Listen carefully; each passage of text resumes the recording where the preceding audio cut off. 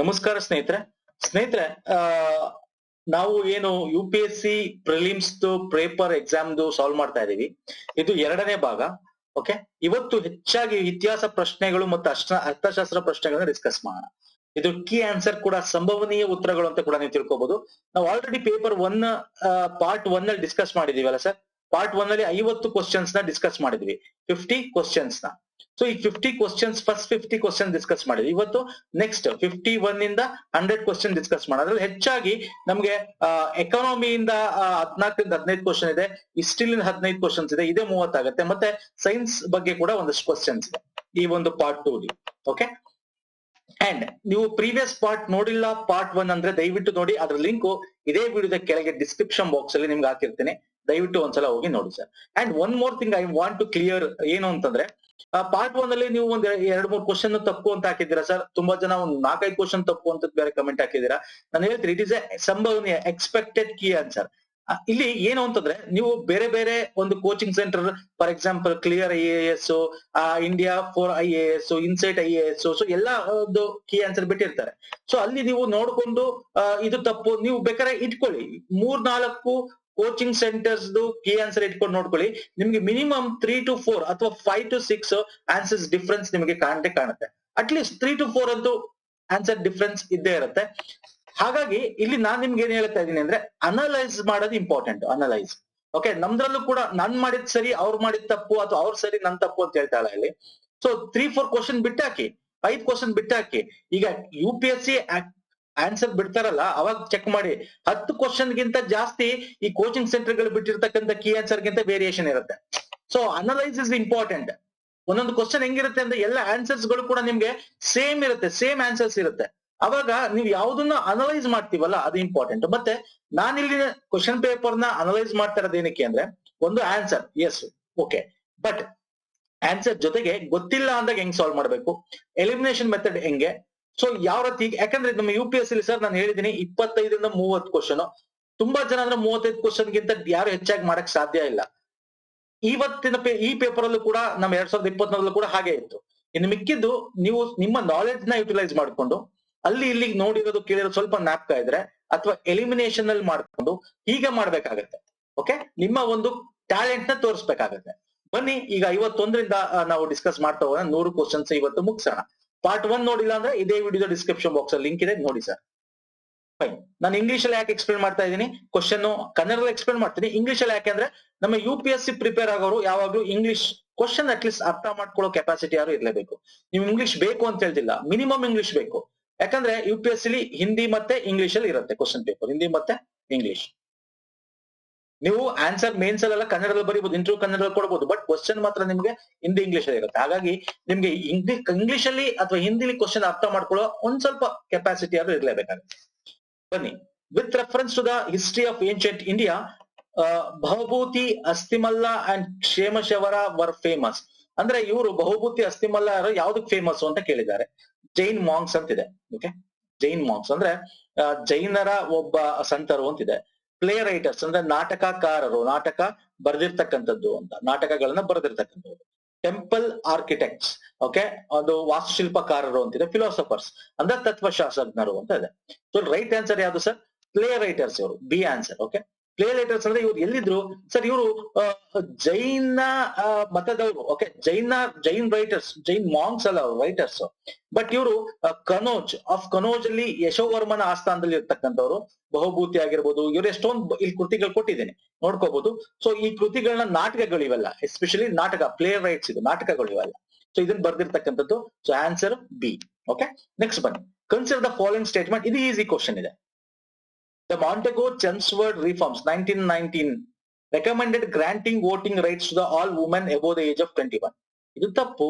ಯಾಕಂದ್ರೆ age women ಗೆ writing votes ಕೊಟ್ಟಿದ್ದು ಯಾವ್ದು sir? 1935. Okay, this is the right answer. Simple ಇದು.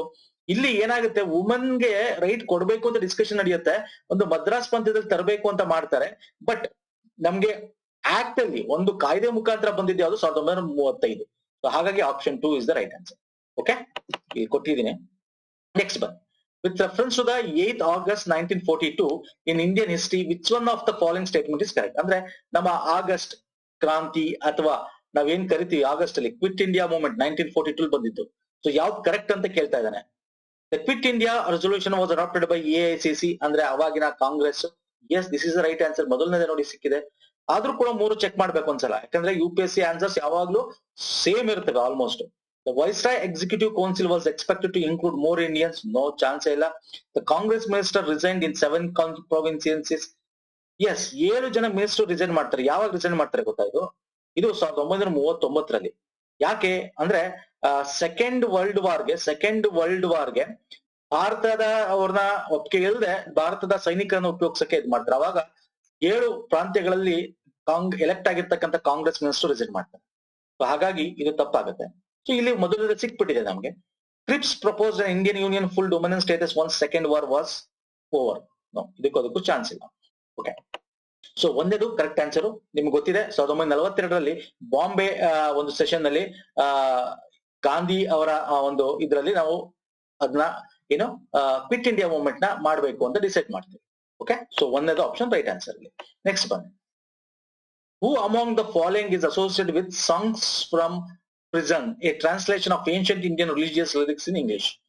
ಅಂದ್ರೆ ಸಾಂಗ್ಸ್ ಫ್ರಮ್ ಪ್ರಿಸನ್ ಅಂದ್ರೆ ನಮ್ಮ ಒಂದು ಜೈಲಿನಲ್ಲಿ ಬರೆದಿರ್ತಕ್ಕಂಥ ಹಾಡುಗಳು. ಇದು ನಮ್ಮ ಮೋಹನ್ ದಾಸ್ ಕರಮಚಂದ ಗಾಂಧಿ, ನಮ್ಮ ಗಾಂಧಿ ಅವರು ಬರೆದಿರ್ತಕ್ಕಂಥದ್ದು. ಅವ್ರ ಎರವಾಡೆ ಜೈಲಲ್ಲಿ ಇದ್ದಾಗ ಒಂದು ರಿಲಿಕ್ಸ್ ಒಂದು ಕಲೆಕ್ಷನ್ ಆಫ್ ಸಾಂಗ್ಸ್ ಅಂತ ಕೇಳಬಹುದು. Collection of songs. ಅದು ಕೂತ್ಕೊಂಡಾಗ ಏನ್ ಮಾಡ್ತಿರ್ತಾರೆ, ಕೃತಿಗಳು ಬರೀತಾರೆ ಅಲ್ವಾ ಸರ್? ಅವಾಗೆಲ್ಲ ಹಂಗೆ ತಾನೆ.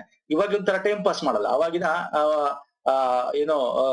ಬ್ರಿಟಿಷ್ ಕಾಲದಲ್ಲಿ ಜೈಲ್ಗೆ ಹಾಕಿದಾಗ ಕೂತ್ಕೊಂಡು ಸಾಂಗ್ ಹಾಡುಗಳು ಬರೆಯೋದು, ಬುಕ್ಗಳು ಬರೆಯೋದು, ಈ ತರ ಮಾಡ್ತಾ ಇದ್ರು. ಓಕೆ, ನೆಕ್ಸ್ಟ್ ಬನ್ನಿ. With reference to medieval India, in which of the following is the correct sequence of ascending order in terms of sizes? ಅಂದ್ರೆ ಅಸೆಂಡಿಂಗ್ ಆರ್ಡರ್ ಚಿಕ್ಕದಿಂದ ದೊಡ್ಡದು. ಪರಾಗಣ, ಸರ್ಕಾರ್, ಶುಭ, ಸರ್ಕಾರ್, ಪರಾಗಣ, ಶುಭ, ಶುಭ, ಸರ್ಕಾರ್, ಪರಾಗಣ, ಪರಾಗಣ, ಶುಭ, ಸರ್ಕಾರ್. Right answer ಪರಾಗಣ. ಚಿಕ್ಕದಿಂದ ದೊಡ್ಡದು ಹೇಳ್ತಾ ಇರೋದು ಸ್ನೇಹಿತರೆ. ಪರಾಗಣ, ಆಮೇಲೆ ಸರ್ಕಾರ್, ಆಮೇಲೆ ಶುಭ. ಅಸೆಂಡಿಂಗ್ ಆರ್ಡರ್ ಅಲ್ಲಿ ನಮ್ಗೆ ಗೊತ್ತಿದೆ, ಇದು ಮೊಘಲ್ ಎಂಪೈರ್ ಅಲ್ಲಿ ಇತ್ತು. ಅವಾಗ ನಾವು ಶುಭ ವಾಸ್ ಫರ್ದರ್ ಡಿವೈಡ್ ಇಂಟು ಸರ್ಕಾರ್, ಪರಾಗಣ ಅಂಡ್ ವಿಲೇಜ್, ಹಿಂಗೆ ಮಾಡ್ತಾ ಇದ್ವಿ ಅಲ್ವಾ? ಸೊ ಪರಾಗಣ ಆದ್ಮೇಲೆ ಸರ್ಕಾರ್, ಆದ್ಮೇಲೆ ಶುಭ. So right answer. ಯಾಕಂದ್ರೆ ಇದು ನಮ್ಗೆ ಚಿಕ್ಕದಿಂದ ದೊಡ್ಡದು ಅಸೆಂಡಿಂಗ್ ಆರ್ಡರ್ ಕೇಳಿರೋದು. ಹಾಗೆ ಒಂದೇದು ರೈಟ್ ಆನ್ಸರ್. ನೆಕ್ಸ್ಟ್ ಬನ್ನಿ. Who among the following was associated as secretary with Hindu female school which later came to known as a Bethum female school? Yes, ಇದೆಲ್ಲ ನಾವು ನಮ್ಮ ಆಧುನಿಕ ಇತಿಹಾಸದಲ್ಲಿ ಓದಿರ್ತೀವಿ. ಆಧುನಿಕ ಇತಿಹಾಸದಲ್ಲಿ ಬೆಥುನ್ ಫೀಮೇಲ್ ಸ್ಕೂಲ್ ಇರೋದು ಎಲ್ಲಿ? ನಮ್ಗೆ West Bengal.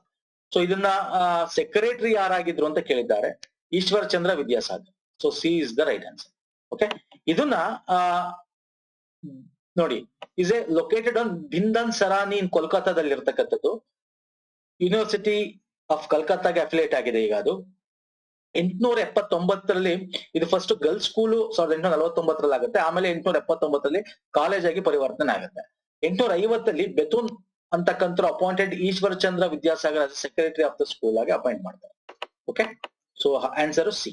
Next one. In the context of colonial India, Shah Nawaz Khan, Prem Kumar Sehgal and Gurbaksh Singh Dhillon are remembered as. ಅಂದ್ರೆ ನಮ್ಮ ಒಂದು ವಸಾಹತು ಭಾರತದಲ್ಲಿ, ವಸಾಹತು ಭಾರತ ಅಂತ ಹೇಳ್ತೀವಿ, ಕೊಲೋನಿಯಲ್ ಇಂಡಿಯಾ. ಶಾ ನಜ್ವಾನ್ ಖಾನ್, ಪ್ರೇಮ್ ಕುಮಾರ್ ಇವರೆಲ್ಲ ಮೇಜರ್ಸ್. ಹಾಗಾದ್ರೆ ಯಾವ್ದಕ್ಕೆ ಸಂಬಂಧಪಟ್ಟಿದ್ದಾರೆ? ಸ್ವದೇಶಿ ಮೂವ್ಮೆಂಟ್ ಬೈಕಾಟ್ಗ? ಸ್ವದೇಶಿ ಮೂವ್ಮೆಂಟ್ಗ ಅಲ್ಲ, ಸ್ವದೇಶಿ ಚಳವಳಿಗಲ್ಲ. Officers of Indian national army, INA ಗೊತ್ತಲ್ವಾ? ನಮ್ಮ ಜಪಾನ್ ಸೌತ್ ಈಸ್ಟ್ ಏಷ್ಯಾ ಅಂತ ಕರಿತೀವಿ. ಅಂದ್ರೆ ಈ ಇಂಡೋನೇಷ್ಯಾ ಕಡೆ, ಜಪಾನ್ ಕಡೆ ಏನಾಗುತ್ತೆ, ನಾವು INA ಫಸ್ಟ್ ಎಸ್ಟಾಬ್ಲಿಷ್ ಮಾಡ್ತೀವಿ. INA ನಮ್ಮ ಸುಭಾಷ್ ಚಂದ್ರ ಬೋಸ್ ಅಲ್ಲಿ ಹೋಗಿ ಅಲ್ಲಿರ್ತಕ್ಕಂಥ ನಮ್ಮ ಭಾರತೀಯ ಇವ್ರನ್ನ ಒಂದುಗೂಡಿಸಿ ಮಾಡ್ತಾರೆ ಅಲ್ವಾ? ಸೊ ಇವರು ಅಲ್ಲಿ ಮೇಜರ್ ಆಗಿರ್ತಾರೆ ಇವರು. Okay, so officers of Indian national army is the right answer. So major general Shah Nawaz Khan, colonel Gurbaksh Singh Dhillon and colonel Prem Kumar ಇವರು INA ಗೆ ಆಗಿರ್ತಕ್ಕಂಥವ್ರು. ನೆಕ್ಸ್ಟ್ ಬನ್ನಿ, ಆಯ್ತಲ್ಲ? ಎಸ್, ಆಯ್ತು. ನೆಕ್ಸ್ಟ್ ಬನ್ನಿ. With reference to Indian history, ನೋಡಿ ಹೆಂಗ್ ಕೇಳ್ತಾ ಇದಾರೆ ಸ್ನೇಹಿತರೆ. ನಾನು ಇಲ್ಲಿ ಏನಕ್ಕೆ ಕೇಳ್ತಾ ಇದ್ದೀನಿ ಅಂದ್ರೆ, ಇಲ್ಲಿ ಸಿಂಪಲ್ ಆಗಿದೆ. ನಾವು ಯಾವ್ದು ಬೇಡ ಅಂತ ಬಿಟ್ಟಿರ್ತೀವಿ, ಬೇಡದೇ ಹೆಸರುಗಳು ಅಂತ ಓದ್ಬೇಕಾರೆ. ಇದು ಮಾಡರ್ನ್ ಇಂಡಿಯಾದಲ್ಲಿ ನೀವು ಓದಿದ್ರೆ ಗೊತ್ತಿರುತ್ತೆ. ಮಾಡರ್ನ್ ಇಂಡಿಯಾ ಬುಕ್ ತಗೊಂಡು ಓದ್ಬೇಕು. ಓಕೆ, ಅಲ್ಲಿ ನಿಮಗೆ ಓದಿದ್ರೆ ಗೊತ್ತಿರುತ್ತೆ. ನಾವು ಬೇಡ ಅಂತ ಬಿಟ್ಟಿರ್ತೀವಿ, ಅದನ್ನೇ ಕೇಳಿರ್ತಾನೆ. ಓಕೆ, ನೆಕ್ಸ್ಟ್ ಬನ್ನಿ. The Nizamat of Arcot emerge out of Hyderabad. ಅಂದ್ರೆ ಅರ್ಕೋಟ್ ನ ನಿಜಾಮ ಹೈದರಾಬಾದ್ ಸ್ಟೇಟ್ ಇಂದ ಹೊರಗ್ ಬಂದು ಅವನು ಆಗಿದ್ದು, ಅಂದ್ರೆ ಅಲ್ಲಿಂದ ಬಂದಿರ್ತಕ್ಕಂಥವ್ರು ಅಂತ. The Mysuru Kingdom emerge out of Vijayanagara empire, ಅಂದ್ರೆ ಮೈಸೂರು ಅರಸರು ವಿಜಯನಗರದ ಎಂಪೈರ್ ಇಂದ ಹೊರಗೆ ಬಂದು ಆಗಿರ್ತಕ್ಕ, ಅಂದ್ರೆ ಅಲ್ಲಿಂದ ಬಂದ ಅವ್ರು ಸಾಮಂತರಾಗಿರ್ತಾರೆ ಆಮೇಲೆ ಬರ್ತಾರೆ ಅಂತ ಅಲ್ವಾ.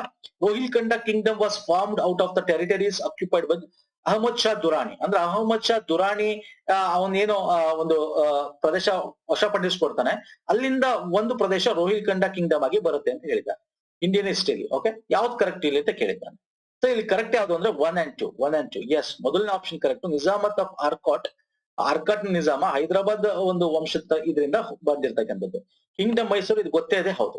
ಇಲ್ಲಿ ಅಹಮದ್ ಶಾ ದುರಾನಿ ಅಫ್ಘಾನಿ.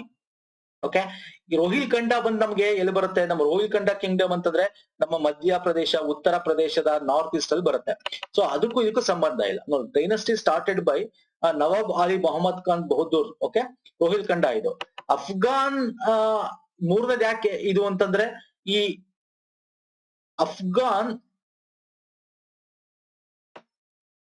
ಇಲ್ಲಿ ನೋಡಿ, ಅಹಮದ್ ಶಾ ದುರಾನಿ ಅಫ್ಘಾನಿನ ಏನೋ ಆ ಒಂದು ಸಾಮ್ರಾಜ್ಯದ ರಾಜ ಆಗಿರ್ತಾನೆ. But Rohilla was previously use by Afghans who arrived in India, but they are not ಏನೋ ನಮ್ಮ ಇಂಡಿಯಾದೊಳಗಿರ್ಲಿಲ್ಲ ಅದು. ಓಕೆ, ಅಫ್ಘಾನಿ ಇದ್ದಿದ್ದು ಅಫ್ಘಾನಿಸ್ತಾನ್. ಓಕೆ, ನೆಕ್ಸ್ಟ್ ಬನ್ನಿ. Which one of the following statement is correct? ಯಾವ್ದು ಕರೆಕ್ಟ್ ಅಂತ. ಅಜಂತಾ ಕೇವ್ಸ್, ಓಕೆ, ಅಜಂತಾ ಗುಹೆಗಳು ಗಾರ್ಜ್ ಆಫ್ ವಘಾರಾ ರಿವರ್ ಅಲ್ಲಿ ಇದೆ ಅಂತ. ಗಾರ್ಜ್ ಅಂದ್ರೆ ಗೊತ್ತಲ್ಲ, ಹಿಂಗ್ ಯು ಶೇಪ್ ವಿ ಶೇಪ್ ಇರುತ್ತೆ, ಇಲ್ಲಿ ಬೆಟ್ಟ ಇರುತ್ತೆ, ಮಧ್ಯ ನದಿ ಒಂಥರ ಕಮರಿ ಅಂತ ಕರಿತೀವಿ ಕನ್ನಡದಲ್ಲಿ. ಕಮರಿ ಅಂದ್ರೆ ಒಂದ್ ರೀತಿ ವಿ ಶೇಪ್ ಇರುತ್ತೆ, ಇದು ಯು ಶೇಪ್ ಇರುತ್ತೆ, ಗೊತ್ತಿರುತ್ತೆ. ಈಗ ನರ್ಮದಾ ತಪತಿ ನದಿಯ ಇರತಕ್ಕಂಥ ಕಣಿವೆ ಒಳಗಿರುತ್ತಲ್ಲ, ಅದನ್ನ ಕಮರಿ ಅಂತ ಕರಿತೀವಿ. Okay, next Sanchi stupa lies in the gorge of Chambal river. Pandulena cave shrines lies in the gorge of Narmada river. Amaravati stupa lies in the gorge of Godavari river. ಇಲ್ಲಿ ಯಾವ್ದು ಕರೆಕ್ಟ್ ಅಂತ? The right answer Ajanta caves. ಇದು ಯಾವುದು ಇದರ ಒಂದು ಕಣಿವೆ ಒಳಗೆ ಇಲ್ಲ. ಓಕೆ, ಈಗ ಫಾರ್ ಎಕ್ಸಾಂಪಲ್ ನಿಮ್ಗೆ ತೋರಿಸ್ತೀನಿ ನೋಡಿ. ಕಣಿವೆ ಅಂತಂದ್ರೆ ಇಲ್ಲಿ ನೀರ್ ಸುರಿತಾ ಇದೆ ನೋಡಿ, ಇದು ಕಣಿವೆ. ಇದು ಯಾವ್ದು ಇದು ಸರ್? ಇದು ಕಣಿವೆ. ಇದು ಯಾವ್ದು? ಇದು ಅಜಂತಾ ಕೇವ್ಸ್. ಓಕೆ, ವಘಾರಾ ರಿವರ್ ಕಣಿವೆದಲ್ಲೇ ಇರ್ತಕ್ಕಂಥದ್ದು. ಓಕೆ, ಕಮರಿ ಗಾರ್ಜ್ ಅಲ್ಲಿ. ಆದ್ರೆ ಈ ಸ್ತೂಪ ಸಾಂಚಿ, ನಮ್ಮ ಸಾಂಚಿ ಆಗಿರ್ಬೋದು, ಅಮರಾವತಿ ಆಗಿರ್ಬೋದು, ಸೊ ಇದೆಲ್ಲ ನಮಗೆ ಮಧ್ಯಪ್ರದೇಶ ಮತ್ತು ಆಂಧ್ರ ಪ್ರದೇಶದಲ್ಲಿದೆ. ಸೊ ಇದು ಅದರಲ್ಲಿ ಇಲ್ಲ. ಸೊ ರೈಟ್ ಆನ್ಸರ್ ಎ ಮಾತ್ರ. ನೆಕ್ಸ್ಟ್ ಬನ್ನಿ. Consider the following statement. 21 February is declared to be International Mother Language Day by UNICEF. Yes, this is correct. But ಇಲ್ಲಿ ಯುನಿಸೆಫ್ ಅಂತ ಕೊಟ್ಟಿದ್ದಾನೆ, ಹಾಗಾಗಿ ಈ ಆಪ್ಷನ್ ತಪ್ಪಾಗುತ್ತೆ. ಇದು ಯುನೆಸ್ಕೋ ಇಂದ ಮಾಡಿರೋದು. Okay, the demand that Bangla has to be one of the national language was raised in the constitution of Pakistan. ನೋಡಿ, ಸೂಪರ್ ಆಗಿದೆ ಕ್ವಶನ್ ಇದು. 21 ಫೆಬ್ರವರಿನ ಇಂಟರ್ನ್ಯಾಷನಲ್ ಮದರ್ ಲ್ಯಾಂಗ್ವೇಜ್ ನ ಡೇ ಆಗಿ ಸೆಲೆಬ್ರೇಟ್ ಮಾಡ್ಬೇಕು ಅಂತ ಯುನೆಸ್ಕೋ ಹೇಳಿದ್ದು, ಯುನಿಸೆಫ್ ಅಲ್ಲ. ಹಾಗಾಗಿ ಇದು ತಪ್ಪು. ಇದು ಕರೆಕ್ಟ್. ಯಾವಾಗ ನಮ್ಗೆ 1948 ಅಲ್ಲಿ ಈಸ್ಟ್ ಪಾಕಿಸ್ತಾನ, ವೆಸ್ಟ್ ಪಾಕಿಸ್ತಾನ ಅಂತ ಏನ್ ಕರಿತೀವಿ, ಪಾಕಿಸ್ತಾನ ಅಂದ್ರೆ ಈಗಿನ ಪಾಕಿಸ್ತಾನ, ಈಸ್ಟ್ ಅಂದ್ರೆ ಈಗಿನ ಬಾಂಗ್ಲಾದೇಶ, ಅದೆರಡು ಒಂದೇ ಆಗಿತ್ತು. ಅವಾಗ ಈಸ್ಟ್ ಪಾಕಿಸ್ತಾನದ ಒಬ್ಬ ದೂರಿನ ಇಲ್ಲಿ ಅಸೆಂಬ್ಲಿಲಿ ಉರ್ದು ಜೊತೆಗೆ ಉರ್ದು ಲ್ಯಾಂಗ್ವೇಜ್ ಏನಿತ್ತು ಅವ್ರದ್ದು ಆಸ್ ಎ ಏನೋ ನ್ಯಾಷನಲ್ ಲ್ಯಾಂಗ್ವೇಜ್, ಅದ್ರ ಜೊತೆಗೆ ಅವರು ಬಾಂಗ್ಲಾ ಕೂಡ ಸೇರ್ಸ್ಬೇಕು ಅಂತ ಈಸ್ಟ್ ಪಾಕಿಸ್ತಾನದಲ್ಲಿ ಇರ್ತಕ್ಕಂಥವ್ರು ಫಸ್ಟ್ ಅಸೆಂಬ್ಲಿಲಿ ಹೇಳ್ತಾರೆ. ಹಾಗೆ ಆಪ್ಷನ್ 2 ಕರೆಕ್ಟ್, ಆಪ್ಷನ್ 1 ತಪ್ಪು. ಓಕೆ, ಸೊ ಇಲ್ಲಿ ಕೊಟ್ಟಿದ್ದೀನಿ ನೋಡಿ, 1 is ಇನ್ಕರೆಕ್ಟ್. ಅದು ಯಾಕೆಂದ್ರೆ ಯುನೆಸ್ಕೋ ಇಂದ ಆಗಿರ್ತಕ್ಕಂಥದ್ದು. ಇಲ್ಲಿ 1948 ಅಲ್ಲಿ ಅಸೆಂಬ್ಲಿಲಿ ಈಸ್ಟ್ ಪಾಕಿಸ್ತಾನದ ಮೆಂಬರ್ ಧೀರೇಂದ್ರನಾಥ್ ದತ್ತಾ ಅಂತಕ್ಕಂಥವ್ರು ಬಾಂಗ್ಲಾ ಕೂಡ ಮಾಡಬೇಕು ಅಂತ ಹೇಳ್ತಾರೆ. ನೆಕ್ಸ್ಟ್ ಬನ್ನಿ. With reference to Chausath Yogini temple situated near Morena, consider the following statement. Temple ಕಾಣಿಸ್ತಾ ಇರಬೇಕಿಲ್ಲ ನಿಮ್ಗೆ. Okay, it is a circular temple built during the region of Kachchhapaghata dynasty ಅಂತಿದೆ. Yes, this is right. ಇಲ್ಲಿ ನೋಡಿ, ಸರ್ಕ್ಯುಲರ್ ಟೆಂಪಲ್. ಇದು ಯಾವ ತರ ಕಾಣುತ್ತೆ ಅಂದ್ರೆ ನಮ್ಮ ಒಂದು ಈಗಿನ ಸಂಸತ್ ಭವನ ಏನಿದೆ, ಸಂಸತ್ ಭವನ ನೋಡಿ, ಇಲ್ಲಿ ಎಂಟ್ರೆನ್ಸ್ ಆಗ್ತಾ ಇದ್ರೆ ಸಂಸತ್ ಭವನ ಹಿಂಗೆ ತಾನೆ, ಹಿಂಗೆ ರೌಂಡ್ ಇದೆ, ಹಾಫ್ ರೌಂಡ್ ಹಿಂಗ್ ಬರೋದು, ಒಳಗಡೆ ಹಿಂಗಿದೆ. ಸೊ ಸೇಮ್ ಅದೇ ತರ ಇದೆ. ಹಾಗಾಗಿ 1 and 4 is the right answer. So you know, it is design has given rise to popular belief that it was the inspiration behind the Indian Parliament building. ಹೌದು, ಇದರಿಂದ ಇನ್ಸ್ಪಿರೇಷನ್ ತಗೊಂಡು ನಮ್ಮ ಇಂಡಿಯನ್ ಪಾರ್ಲಿಮೆಂಟ್ ಬಿಲ್ಡಿಂಗ್ ನ ತಗೊಂಡಿರ್ತಕ್ಕಂಥದ್ದು. ಹಾಗೆ 1 and 4 is the right answer. ಇದೆರಡು ತಪ್ಪಾಗುತ್ತೆ, ಯಾಕಂದ್ರೆ it is the only circular temple built in India. ಈ ತರ ಸರ್ಕ್ಯುಲರ್ ಟೆಂಪಲ್ ತುಂಬಾ ಇದೆ. ಇದು ಓನ್ಲಿ ಅಂತ ಯಾವಾಗ ಕೊಡ್ತಾನೋ ಅವಾಗ ನಮ್ಗೆ ಕನ್ಫ್ಯೂಸ್ ಆಗೋದು. ಓನ್ಲಿ ಅಂತ ಕೊಟ್ಟಾಗೆಲ್ಲ ನಾವು ಕ್ಲೀನ್ ಆಗಿ ಯೋಚನೆ ಮಾಡ್ಬೇಕು, ಇದು ತಪ್ಪು. Okay, it was meant to promote the Vaishnava cult in the region, ಅಂದ್ರೆ ವೈಷ್ಣವ ಒಂದು ಸಂತತಿನ ಪ್ರಮೋಟ್ ಮಾಡಕ್ಕೆ ಇರೋದು ಅಂತ ಕೇಳಿದ್ದಾರೆ. ಅಲ್ಲ ಸರ್, ಇಲ್ಲಿ ನೋಡಿ ಇದು ಏನಾಗ್ತದೆ, ಚೌಸ್ತ ಯೋಗಿನಿ ಅಂದ್ರೆ ಇದೊಂದು ಫೀಮೇಲ್ ಅಂತಂದ್ರೆ ದೇವತೆಗೆ ಸಂಬಂಧಪಟ್ಟಿದ್ದು. ಸೊ ವೈಷ್ಣವ ಕಲ್ಟ್ ಅಲ್ಲ, ಇದು ಶಕ್ತಿ ಕಲ್ಟ್ ಅಂತ ಕರಿತೀವಿ, ಶಕ್ತಿ ಅಥವಾ ಶಕ್ತಿ ದೇವತೆಗಳು ಅಂತ ಕರಿತೀವಿ. ಓಕೆ, ಏನಂತ ಕರಿತೀವಿ? Shakti cult. It is a Shakti cult. ನೋಡಿ, the Yogini cult form a Shakti cult made its appearance in the religion history of Orissa in the early medieval period. ಒರಿಸ್ಸಾದಲ್ಲಿ ಇದೆ.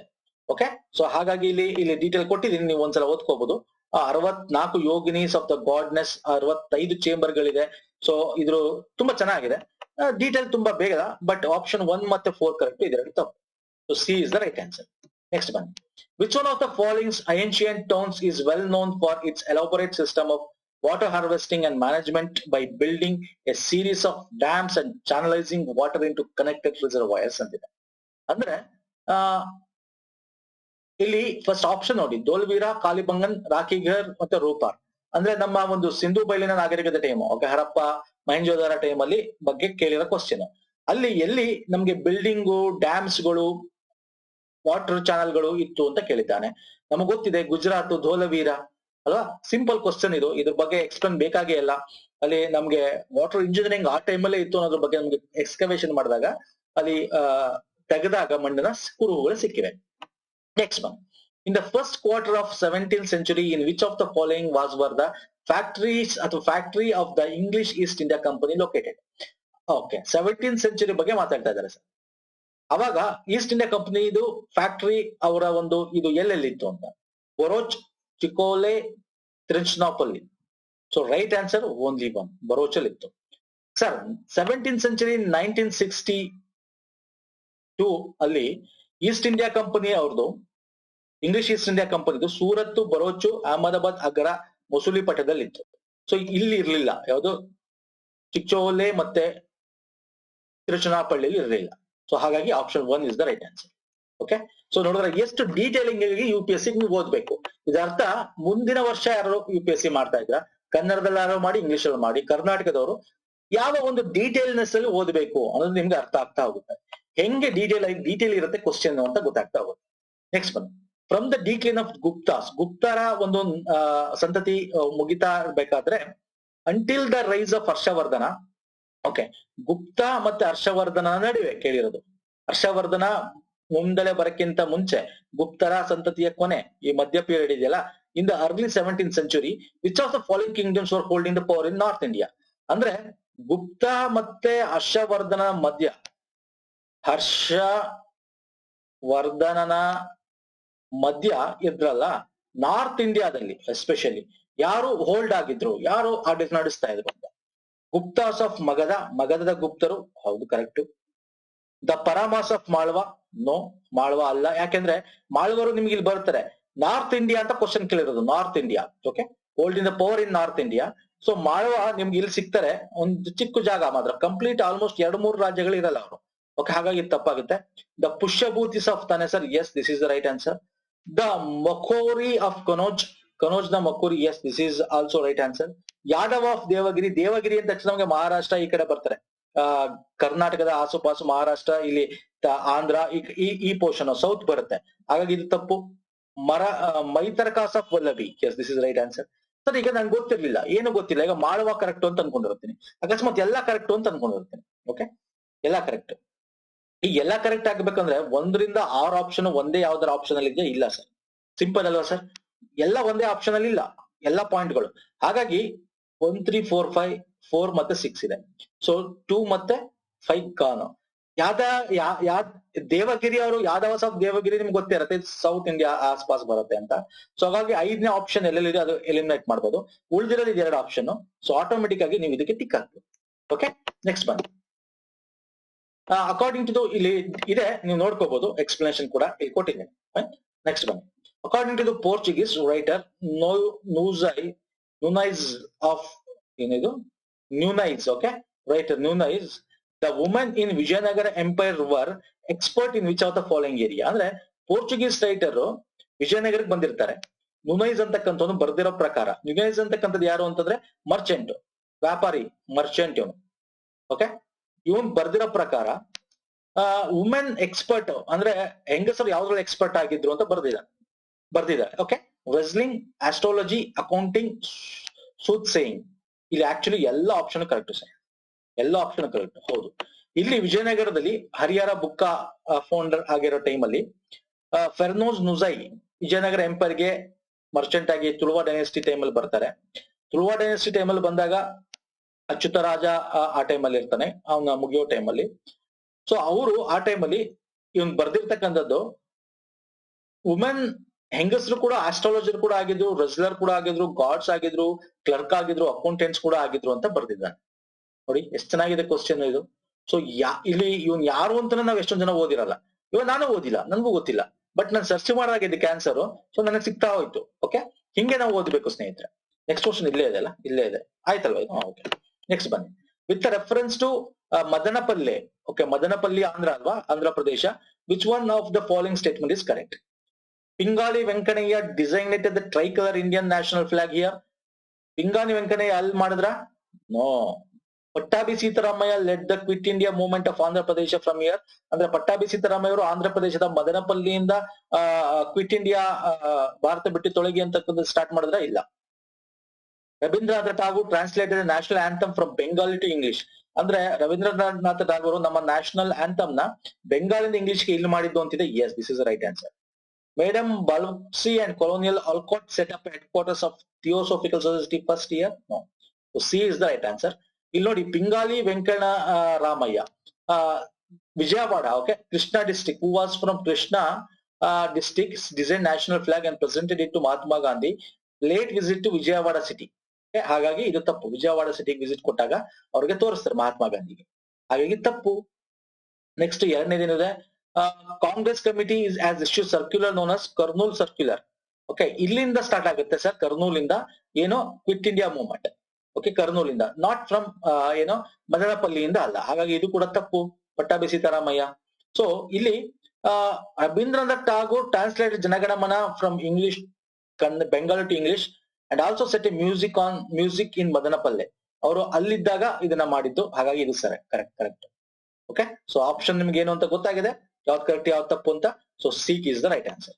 ನೆಕ್ಸ್ಟ್ ಬನ್ನಿ, ಇಲ್ಲಿ ಹಿಸ್ಟಾರಿಕಲ್ ಪ್ಲೇಸ್ ಕೊಟ್ಟಿದ್ದಾನೆ, ವೆಲ್ ನೋನ್ ಫಾರ್. ಈ place ಯಾವ್ದಕ್ಕೆ famous ಅಂತ?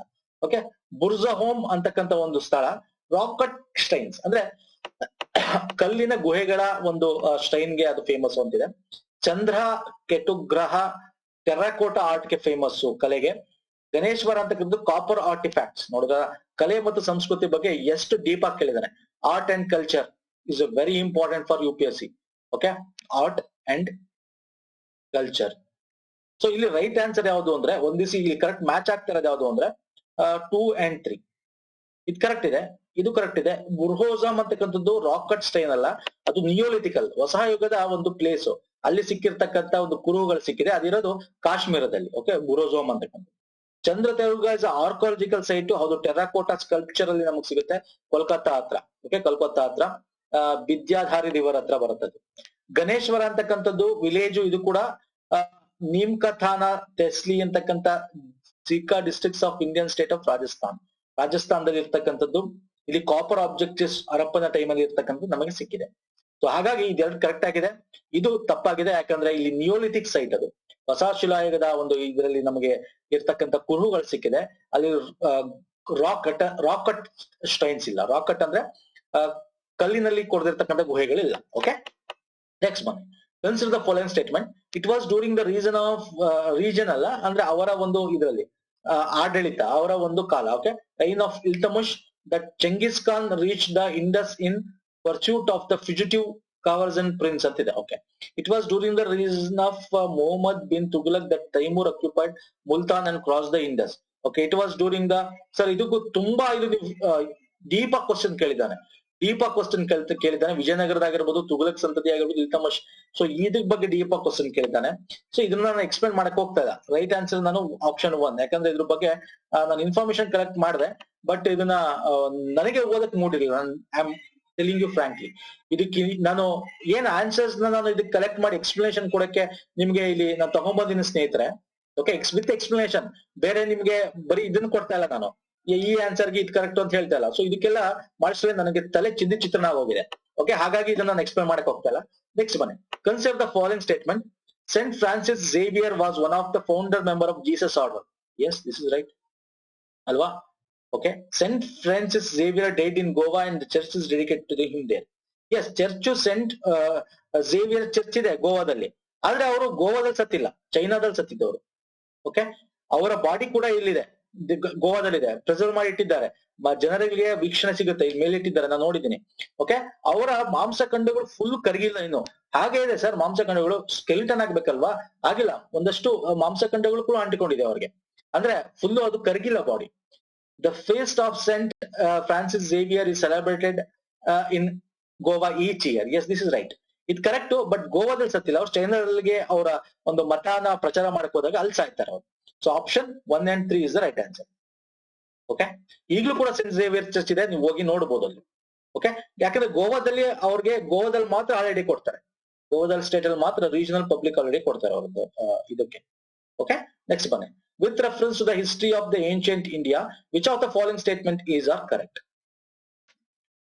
Mitaksara was the civil law for upper caste and Dayabaga was the civil law for lower caste. ಅಂದ್ರೆ ಮಿತಾಕ್ಷರ ಅಂತಕ್ಕಂಥ upper caste ಗೋಸ್ಕರ ಇರ್ತಕ್ಕಂಥ ಒಂದು ಕಾನೂನು. ಓಕೆ, ನಾಗರಿಕ ಕಾನೂನು. ದಯಾಭಾಗ ಅಂತಕ್ಕಂಥ ಲೋವರ್ ಕ್ಯಾಸ್ಟ್ ಇರೋದು ಅಂತ ಕೊಟ್ಟಿದ್ದಾನೆ. ಅಗೇನ್ ಇಲ್ಲಿ ನಮ್ಮ ಇತಿಹಾಸದಲ್ಲಿ ಕ್ಯಾಸ್ಟ್ ಸಿಸ್ಟಮ್ ಮತ್ತೆ ನಾವೇನು ವೇದಗಳು ಆ ಟೈಮಲ್ಲಿ ಇದ್ದಿದ್ದ ಕ್ಯಾಸ್ಟ್ ಸಿಸ್ಟಮ್ ಬಗ್ಗೆ ಮಾತಾಡ್ತಾ ಇರೋದು. In the Mitakshara system, the son can claim right to the property during the lifetime of the father, whereas in the Dayabaga system it is only after the death of the father that the sons can claim right to the property. ಅಂದ್ರೆ ಮಿತಾಕ್ಷರ ಅಂತಕ್ಕಂಥ ಒಂದು ವ್ಯವಸ್ಥೆಯಲ್ಲಿ ಅವ್ರ ಮಗ ಆ property right ನ, ಅಂದ್ರೆ ಪ್ರಾಪರ್ಟಿನ ತನ್ನದ ಇದಕ್ಕೆ ಸಿಗುತ್ತೆ ಯಾವಾಗ ಅಂತಂದ್ರೆ during the life time of the father. Okay, ಅಂದ್ರೆ ಫಾದರ್ ನ ನಂತರ. ಇಲ್ಲಿ ದಯಾಭಾಗ ಸಿಸ್ಟಮ್ ಅಲ್ಲಿ ಏನಾಗುತ್ತೆ, it is the only after death. ಅಂದ್ರೆ ಇಲ್ಲಿ ಫಾದರ್ ಇದ್ದೀರಾ, ಫಾದರ್ ನಂತರ ಸನ್ಗೆ ಬರೋದು. Okay, he can claim the property during the life time of the father ಇದ್ದಾಗಲೂ ಕ್ಲೈಮ್ ಮಾಡಬಹುದು. ಆದ್ರೆ ದಯಾಭಾಗನ ಸಿಸ್ಟಮ್ ಅಲ್ಲಿ only after the death of the father, ಅಂದ್ರೆ ತಂದೆ ಸತ್ತ ನಂತರ ಮಾತ್ರ ಸಿಗುತ್ತೆ ಅಂತ ಕೂಡ ಕೊಟ್ಟಿದ್ದಾನೆ. ಸೊ ಇದು ಕರೆಕ್ಟಾ ತಪ್ಪಾ ನೋಡೋಣ ಬನ್ನಿ. The Mitakshara system deals with the matters related to the property held by male members only of the family.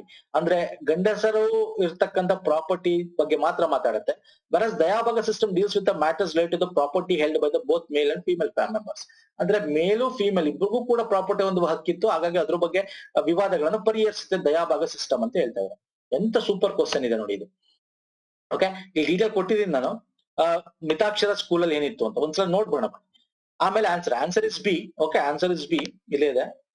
2 only is the right answer. Okay, 2 only, this is correct. ಇದು ತಪ್ಪು, ಯಾಕಂದ್ರೆ ಇದು ಲೋ ಕ್ಯಾಸ್ಟ್ ಅಪ್ಪರ್ ಕ್ಯಾಸ್ಟ್ ಅಂತ ಇರ್ಲಿಲ್ಲ. ಈ ಮಿತಾಕ್ಷರ ಅಂತಕ್ಕಂಥದ್ದು ಒಂದಷ್ಟು region ನಮ್ಗೆ ಸೌತ್ ಅಲ್ಲಿ ನೋಡ್ತೀವಿ, ದಯಾಭಾಗ ಅಂತಕ್ಕಂಥದ್ದು ನಾರ್ತ್ ಅಲ್ಲಿ ಕೋಲ್ಕತ್ತಾ ಅಲ್ಲಿ ನೋಡ್ತೀವಿ. ಹಾಗೆ ಲೋವರ್ ಅಪ್ಪರ್ ಕ್ಯಾಸ್ಟ್ ಅಂತ ಇರ್ಲಿಲ್ಲ. ಸೊ ಇಲ್ಲಿ ಕೊಟ್ಟಿರೋ ಎಕ್ಸ್ಪ್ಲನೇಷನ್ ತಪ್ಪಿದೆ. ಹೆಂಗ್ ತಪ್ಪಿದೆ, ಇಲ್ಲಿ ನೀವು ಅದ್ರ ಬಗ್ಗೆ ಫೀಚರ್ಸ್, ಅದ್ರ ಲಕ್ಷಣ ತಿಳ್ಕೊಂಡು ಗೊತ್ತಾಗುತ್ತೆ. ಇಲ್ಲಿ ನೋಡಿ, ಈ ದಯಾಭಾಗ ಅಂತಕ್ಕಂಥ ಬೆಂಗಾಲ್, ಅಸ್ಸಾಂ ಅಲ್ಲಿ ನಾವು ಕಾಣಿಸ್ತೀವಿ. ಮಿತಾಕ್ಷರ ಸ್ಕೂಲ್ ಆಫ್ ಲಾ ಅದಾದ ಕಾನೂನು ನಾವು ಮಹಾರಾಷ್ಟ್ರ, ಬನಾರಸ್, ದ್ರಾವಿಡ, ಮದ್ರಾಸ್ ಇಲ್ಲಿ ನಾವು ಕಾಣಿಸ್ತೀವಿ. ಈ ಮಿತಾಕ್ಷರ ಸ್ಕೂಲ್ ಅಂತಂದ್ರೆ ಏನು, ಸ್ಕೂಲ್ ಇಸ್ ನಥಿಂಗ್ ಬಟ್ ಅದೊಂದು ಒಂದು ವ್ಯವಸ್ಥೆ ಇದೆ. ಓಕೆ, ಸಿಸ್ಟಮ್ ಅದು. ಅದರಲ್ಲಿ joint property acquired by birth, ಅಂದ್ರೆ ನೀವು ಹುಟ್ಟಿದ ತಕ್ಷಣ ನಿಮ್ಗೆ ಪ್ರಾಪರ್ಟಿ ಸಿಗುತ್ತೆ ಅನ್ನೋ ರೀತಿ. ನೀವು ಹುಟ್ಟಿದ ನೀವು ಪ್ರಾಪರ್ಟಿ ನಿನಗೂ ಕೂಡ ಸಿಗುತ್ತೆ, ಅದರಲ್ಲಿ ಭಾಗ ಇದೆ, ಸಾಯದೇ ಇರ್ಲಿ. Okay, as a rule female have no rights. ಫೀಮೇಲ್ಗೆ ಆ ಪ್ರಾಪರ್ಟಿ ಮೇಲೆ ಯಾವುದೇ ರೈಟ್ ಇರಲ್ಲ. ಈಗ ತಂದೆ ಸತ್ನ ಆ ಫುಲ್ ಇದು ಮಗಂಗ್ ಬರುತ್ತೆ, ಫೀಮೇಲ್ಗೆ ಗಂಡ ಹೆಂಡತಿಗೆ ಏನು ಬರಲ್ಲ ಅದು. Okay, right of property survivorship to the other male member of the family. ಹೌದು. ಸೊ ಇದು ಮಿತಾಕ್ಷರ ಒಂದು ವ್ಯವಸ್ಥೆಯಲ್ಲಿ ಮಾತಾಡುತ್ತೆ. ದಯಾಭಾಗ ಒಂದು ಕಾನೂನಿನ ಪ್ರಕಾರ ಏನ್ ಹೇಳುತ್ತೆ ಅಂದ್ರೆ, right in the joint family property are acquired by inheritance or by will. ಅಂದ್ರೆ ಇಲ್ಲ ಹಂಗಲ್ಲ, ಹುಟ್ಟ ತಕ್ಷಣ ಅಲ್ಲ, ಯಾರು ವಿಲ್ ಮಾಡಿರ್ಬೇಕು ಅಥವಾ ಆ ತಂದೆ ಸತ್ತಾಗ ಮಾತ್ರ ನಿಮಗ್ ಬರ್ತಕ್ಕಂಥದ್ದು, ಹುಟ್ಟ ತಕ್ಷಣ ಬರಲ್ಲ. ಓಕೆ, ಜಾಯಿಂಟ್ ಫ್ಯಾಮಿಲಿಗೆ female have the right in the property. ಇಲ್ಲಿ ಹೆಂಗಾಗುತ್ತೆ ಅಂದ್ರೆ, ತಂದೆ ಸತ್ರ ಹೆಂಡತಿಗೂ ಕೂಡ ಪಾಲ್ ಹೋಗ್ಬೇಕಾಗತ್ತೆ. Okay, share of the deceased male members okay goes to is widow in default of closed heir. ಅಂದ್ರೆ ಅಲ್ಲಿ ಯಾರು ಇಲ್ಲ ಆ ಗಂಡು ಮಗ ಅಂದಾಗ ಆ ವಿಧವೆಗೆ ಹೋಗ್ತಕ್ಕಂಥದ್ದು. ಸೊ ಹಿಂಗೆ, ಸೊ ಅವ್ರದ್ದು ಕೂಡ ವಿಧವೆಗೆ ಹೋಗ್ತಕ್ಕಂಥದ್ದು. ಸೊ ಇದು ದಯಾಭಾಗ ಸಿಸ್ಟಮ್. ನೋಡಿ ಎಂತ ಕ್ವಶನ್ ಕೇಳಿದ್ದಾನೆ, ನಮ್ಮ ಒಂದು ವ್ಯವಸ್ಥೆ ಹೆಂಗಿತ್ತು. ಓಕೆ, ಸೊ ಇದ್ರ ಬಗ್ಗೆ ಕ್ವಶನ್ ಕೇಳಿದ್ದಾನೆ. ನೆಕ್ಸ್ಟ್ ಬನ್ನಿ. Which one of the following is use in the preparing of natural mosquito repellent. ಅಂದ್ರೆ ನಾವು ಮಸ್ಕಿಟೋ ರಿಪೆಲೆಂಟ್ ಯೂಸ್ ಮಾಡ್ತಿರಲ್ಲ, ಗುಡ್ ನೈಟ್ ಅದೆಲ್ಲ ಆಗ್ತಿವಲ್ಲ, ಸೊ ಅದು ಯಾವ್ದ್ರಿಂದ ನ್ಯಾಚುರಲ್ ಆಗಿ ಯಾವ್ದ್ರಿಂದ ಮಾಡ್ತಾರೆ ಅಂತ, lemon grass is the right answer. Okay, lemon grass ಅಲ್ಲಿ ಸೈಂಟಿಫಿಕಲಿ ರೆಫರ್ಡ್ ಆಸ್ ಸಯೋಪೋಪ್ಲೋಗಾನ್ ಅಂತ ಕರಿತೀವಿ, ಸಿಟ್ರಸ್. ಸೊ ಅದರಿಂದ ಒಂದಷ್ಟು ಇದನ್ನ ನ್ಯಾಚುರಲ್ ಆಗಿ ಎತ್ಕೊಂಡಿರ್ತಾರೆ. Next, consider the following kinds of organisms. Okay, ಒಂದು ಆರ್ಗಾನಿಸಮ್ಸ್ ಗಳನ್ನ ಕೊಟ್ಟಿದ್ದಾನೆ. ಕೋಪಿಪೋಡ್ಸ್, ಸೈನೋಬ್ಯಾಕ್ಟೀರಿಯಾ, ಡಯಾಟಾಮ್ಸ್, ಫೊರಮಿನ್ಸಿಫೆರಾ ಅಂತ ಇದೆ. ಇದರಲ್ಲಿ primary producers in the food chain of ocean ಏನು ಅಂತ ಕೇಳಿದ್ದಾನೆ. ಪರಿಸರ ವಿಜ್ಞಾನ ಅಂದ್ರೆ ಪ್ರೈಮರಿ ಅಂದ್ರೆ ಪ್ರಾಥಮಿಕ ಭಕ್ಷಕರು. ಪ್ರಾಥಮಿಕ ಭಕ್ಷಕರು ಯಾರು ಇಲ್ಲಿ ಕೇಳಿರೋದು ಎಲ್ಲಿ ಅಂದ್ರೆ ಸಮುದ್ರ ಅಂದ್ರೆ ನಮ್ಮ ನೀರು, ನದಿ ವ್ಯವಸ್ಥೆ ಅಥವಾ ಸಮುದ್ರದ ವ್ಯವಸ್ಥೆಯಲ್ಲಿ ಪ್ರಾಥಮಿಕ ಭಕ್ಷಕರು ಯಾರು ಅಂತ. ಸೊ ಪ್ರಾಥಮಿಕ ಭಕ್ಷಕರು 2 and 3, ಸೈನೋಬ್ಯಾಕ್ಟೀರಿಯಾ, ಡಯಾಟಮ್. ಒಂದು ಆಲ್ಗೆ ಏನಿದೆ, ಡಯಾಟಮ್ಸ್ ಅಂತ ಕೇಳಿದ್ರೆ ಇವುಗಳೇ ಪ್ರಾಥಮಿಕವಾಗಿ ನಮ್ಗೆ ಆಹಾರ ತಯಾರಿ ಮಾಡಿ. ಇಲ್ಲಿ ಪ್ರಾಥಮಿಕವಾಗಿ ನಾವು ನೋಡೋದಾದ್ರೆ ಸರ್ ಸಸ್ಯ ಅಲ್ವಾ ಪ್ರೈಮರಿ ಇಲ್ಲಿ ಭಕ್ಷಕರು ಅಲ್ಲ, ಪ್ರೊಡ್ಯೂಸರ್ ಕೇಳಿದ್ರು. ಸಾರಿ, ಪ್ರೊಡ್ಯೂಸರ್ ಅಂದ್ರೆ ಉತ್ಪಾದಕರು ಕೇಳಿದ್ರು, ಭಕ್ಷಕರಲ್ಲ. ಪ್ರಾಥಮಿಕ ಉತ್ಪಾದಕರು. ನಮ್ ಹೆಂಗೆ ಇಲ್ಲಿ ಪ್ಲಾಂಟ್ ಇದೆ ಹಾಗೆ ಇಲ್ಲೂ ಕೂಡ ಆಲ್ಗೆ ಇದೆಲ್ಲ ಇದೆಯಲ್ಲ, ಈ ಸೈನೋಬ್ಯಾಕ್ಟೀರಿಯಾ, ಡಯಾಟಮ್ ಅನ್ಸಕ್ಕಂಥ ಪ್ರಾಥಮಿಕ ಪ್ರೊಡ್ಯೂಸರ್ಸ್, ಉತ್ಪಾದಕರು. Okay, so 2 and 3 is the right answer. ಇಲ್ಲಿ ಕೊಟ್ಟಿದ್ದೀನಿ. Cyanobacteria are the primary producer because of their contribution producing carbon and nitrogen of which the living organisms on earth survive. Okay, ಅದನ್ನ ಕೊಡುತ್ತೆ. ಡಯಾಟಮ್ಸ್ ಅಂತಕ್ಕಂಥದ್ದು algae ಫ್ಯಾಮಿಲಿಗೆ ಸೇರಿರ್ತಕ್ಕಂಥ micro algae ocean ಅಲ್ಲಿ ಸಿಗುತ್ತೆ. ಇದು ಕೂಡ ನಮಗೆ ಬೇರೆ ಪ್ರಾಣಿಗಳಿಗೆ ಆಹಾರ ಒದಗಿಸ್ಕೊ ಕೊಡುತ್ತೆ. ಇನ್ನು ಕೋಪೋಡ್ಸ್ ಅಂತಕ್ಕಂಥದ್ದು ಇದು small wide spread naturally abundant in aquatic ecosystem. ಇದು primary producers and higher predators ಮಧ್ಯೆ ಇರುತ್ತೆ. ಅಂದ್ರೆ ಈಗ ಪ್ರೈಮರಿ ಪ್ರೊಡ್ಯೂಸರ್ಸ್ ಅಂದ್ರೆ ಇವರು ಉತ್ಪಾದಕರು ಏನಿದ್ದಾರೆ, ಮತ್ತೆ ಅದನ್ನ ಇವುಗಳು ತಿಂತವೆ, ಇವುಗಳನ್ನ ದೊಡ್ಡ ದೊಡ್ಡ ಮೀನುಗಳು ತಿಂತವೆ. ಹಾಗೆ foraminifera are single celled organism ಇದೊಂದು. ಇದು ಕೂಡ ಅಮೀಬಾ ದ ಪ್ರೋಟಿಯಾಸ್ಟಿಸ್ ಕ್ಯಾರೆಕ್ಟರಿಸ್ಟಿಕ್ ಹೊಂದಿರತಕ್ಕಂಥದ್ದು. ಇದು ಕೂಡ ನಮ್ಗೆ ಏನಾಗುತ್ತೆ ಸೆಕೆಂಡರಿ, ಪ್ರೈಮರಿ ಅಲ್ಲ. ಓಕೆ, ಸೆಕೆಂಡರಿ ಅಡಿಲಿ ಬರತಕ್ಕಂಥದ್ದು. ನೆಕ್ಸ್ಟ್ ಕ್ವಶನ್ ಹೋಗೋಣ ಹಾಗಾದ್ರೆ ಬನ್ನಿ. Consider the following animals. Hedgehog, marmot, pangolin. ನೋಡಿ, ಪ್ಯಾಂಗೋಲಿನ್ ಅಂದ್ರೆ ಚಿಪ್ಪು ಹೊಂದಿರ್ತಕ್ಕಂಥದ್ದು, ಹಂದಿ ಚಿಪ್ಪು ಹೊಂದಿದ್ದಾರೆ. ಇಲ್ಲಿ ಫಸ್ಟ್ ಕ್ವಶನ್ ಓದ್ಬಿಡಿ. To reduce the chance of being captured by predators. Okay, ಬೇರೆಯವ್ರು ಬಂದು ಇದನ್ನ ಪ್ರಿಡಿಯೇಟರ್ಸ್ ಅಂದ್ರೆ ಪರಭಕ್ಷಕರು ಅಂತ ಕರಿತೀವಿ. Which of the following organisms roll up and protect its their vulnerable parts. ಅಂದ್ರೆ ಅದು ತನ್ನದ ಮೇಲಿನಲ್ಲಿರ್ತಕ್ಕಂಥದ್ದನ್ನ ಹೊರತೆಗೆದು ತನ್ನನ್ನ ಪ್ರೊಟೆಕ್ಷನ್ ಮಾಡ್ಕೊಳುತ್ತೆ. ಇದು ಚಿಪ್ ಇರ್ತಕ್ಕಂಥದ್ದು ಚಿಪ್ಪು ಹಂದಿ, ಪ್ಯಾಂಗೋಲಿನ್ ಅಂದ್ರೆ. ಹೆಡ್ಜಿಹಾಂಗ್ ಅಂತಕ್ಕಂಥದ್ದು ನೀವು ನೋಡಿರ್ತೀರ, ಸಣ್ಣ ಸಣ್ಣ ಇಲಿ ತರ ಇರುತ್ತೆ, ಮೂಸಂ ಏನೋ ಹೆಗ್ಗಣ ತರ ಇರುತ್ತೆ. ಇಲ್ಲಿ ಮುಳ್ಳುಗಳು ಬಿಟ್ಕೊಂಡ್ಬಿಡ್ತವೆ, ಟಕ್ಕಂತ ಮುಳ್ಳುಗಳನ್ನ ಎತ್ತರ ಮಾಡ್ಕೊಂಡ್ಬಿಡ್ತವೆ. ಸೊ ಅದನ್ನ ಹೆಡ್ಜಿಂಗ್ ಅಂತ. ಮರ್ಮೊಟ ಅಂತಕ್ಕಂಥದ್ದು ಒಂದು ಕರಡಿ ಅಥವಾ ಒಂದು ಹಿಮಾಲಯದಲ್ಲಿ ವಾಸಿಸ್ತಕ್ಕಂಥ ಒಂದು ಪಾಂಡ ಕರಡಿ ಜಾತಿಗೆ ಸೇರಿರ್ತಕ್ಕಂಥದ್ದು. ಸೊ ಹಾಗಾಗಿ option 1 and 3 is the right answer. Okay, 1 and 3 is the right answer. Okay sir, ಇಲ್ಲಿ ಕೊಟ್ಟಿದ್ದೀನಿ, ನೋಡ್ಕೋಬಹುದು ಎಲ್ಲೆಲ್ಲಿ ಸಿಗ್ತದೆ, ಏನೇನೋ ಡೀಟೇಲ್ ಇದೆ. ಯಾವ ಒಂದು ಮರ್ಮೊಟ ಅಂತಕ್ಕಂಥದ್ದು ಲಿವಿಂಗ್ ಯುರೋಪ್, ನಾರ್ತ್ ಅಮೆರಿಕಾದಲ್ಲಿ ಸಿಗುತ್ತೆ. ಓಕೆ, ಇದು old mammal small natural spiny coat ಹೊಂದಿರ್ತಕ್ಕಂಥದ್ದು ಯಾವುದು ಹೆಡ್ಜಿಯೋ ಅಂತಕ್ಕಂಥದ್ದು. ಪ್ಯಾಂಗೋಲಿನ್ ಅಂತಕ್ಕಂಥದ್ದು ಒಂದು ಆರ್ಮೋಡಿಲ್ಸ್ ಅಂಡ್ ಆಂಟಿರೇಟರ್ಸ್ ಅಂದ್ರೆ ಸ್ಕೇಲ್ ಶೆಲ್ ಹೊಂದಿರ್ತದೆ, ಅಂದ್ರೆ ಚಿಪ್ಪುಗಳನ್ನ ಹೊಂದಿರ್ತದೆ ಇದು. ಓಕೆ, ನೆಕ್ಸ್ಟ್ ಬನ್ನಿ. With reference to the New York declaration of forest, which of the following statement is correct? Again current affair, New York declaration ಅಲ್ಲಿ ಫಾರೆಸ್ಟ್ ಬಗ್ಗೆ ಡಿಕ್ಲೇರ್ ಮಾಡಿದ್ದಾರೆ. ಸೊ ಇಲ್ಲಿ ಯಾವ್ದು ಕರೆಕ್ಟ್? ಸೊ ಇದ್ರ ಬಗ್ಗೆ ಕರೆಂಟ್ ಅಫೇರ್ ಜಾಸ್ತಿ ಡೀಟೇಲ್ ಹೇಳಕ್ ಹೋಗಲ್ಲ ನಾನು. ಇಲ್ಲಿ India was one of the signatory signature ಮಾಡಿದೆ ಅಂತಿದೆ. 5ನೇ ತಪ್ಪು ಸರ್, ಎಲ್ಲೆಲ್ಲ 5 ತಪ್ಪು.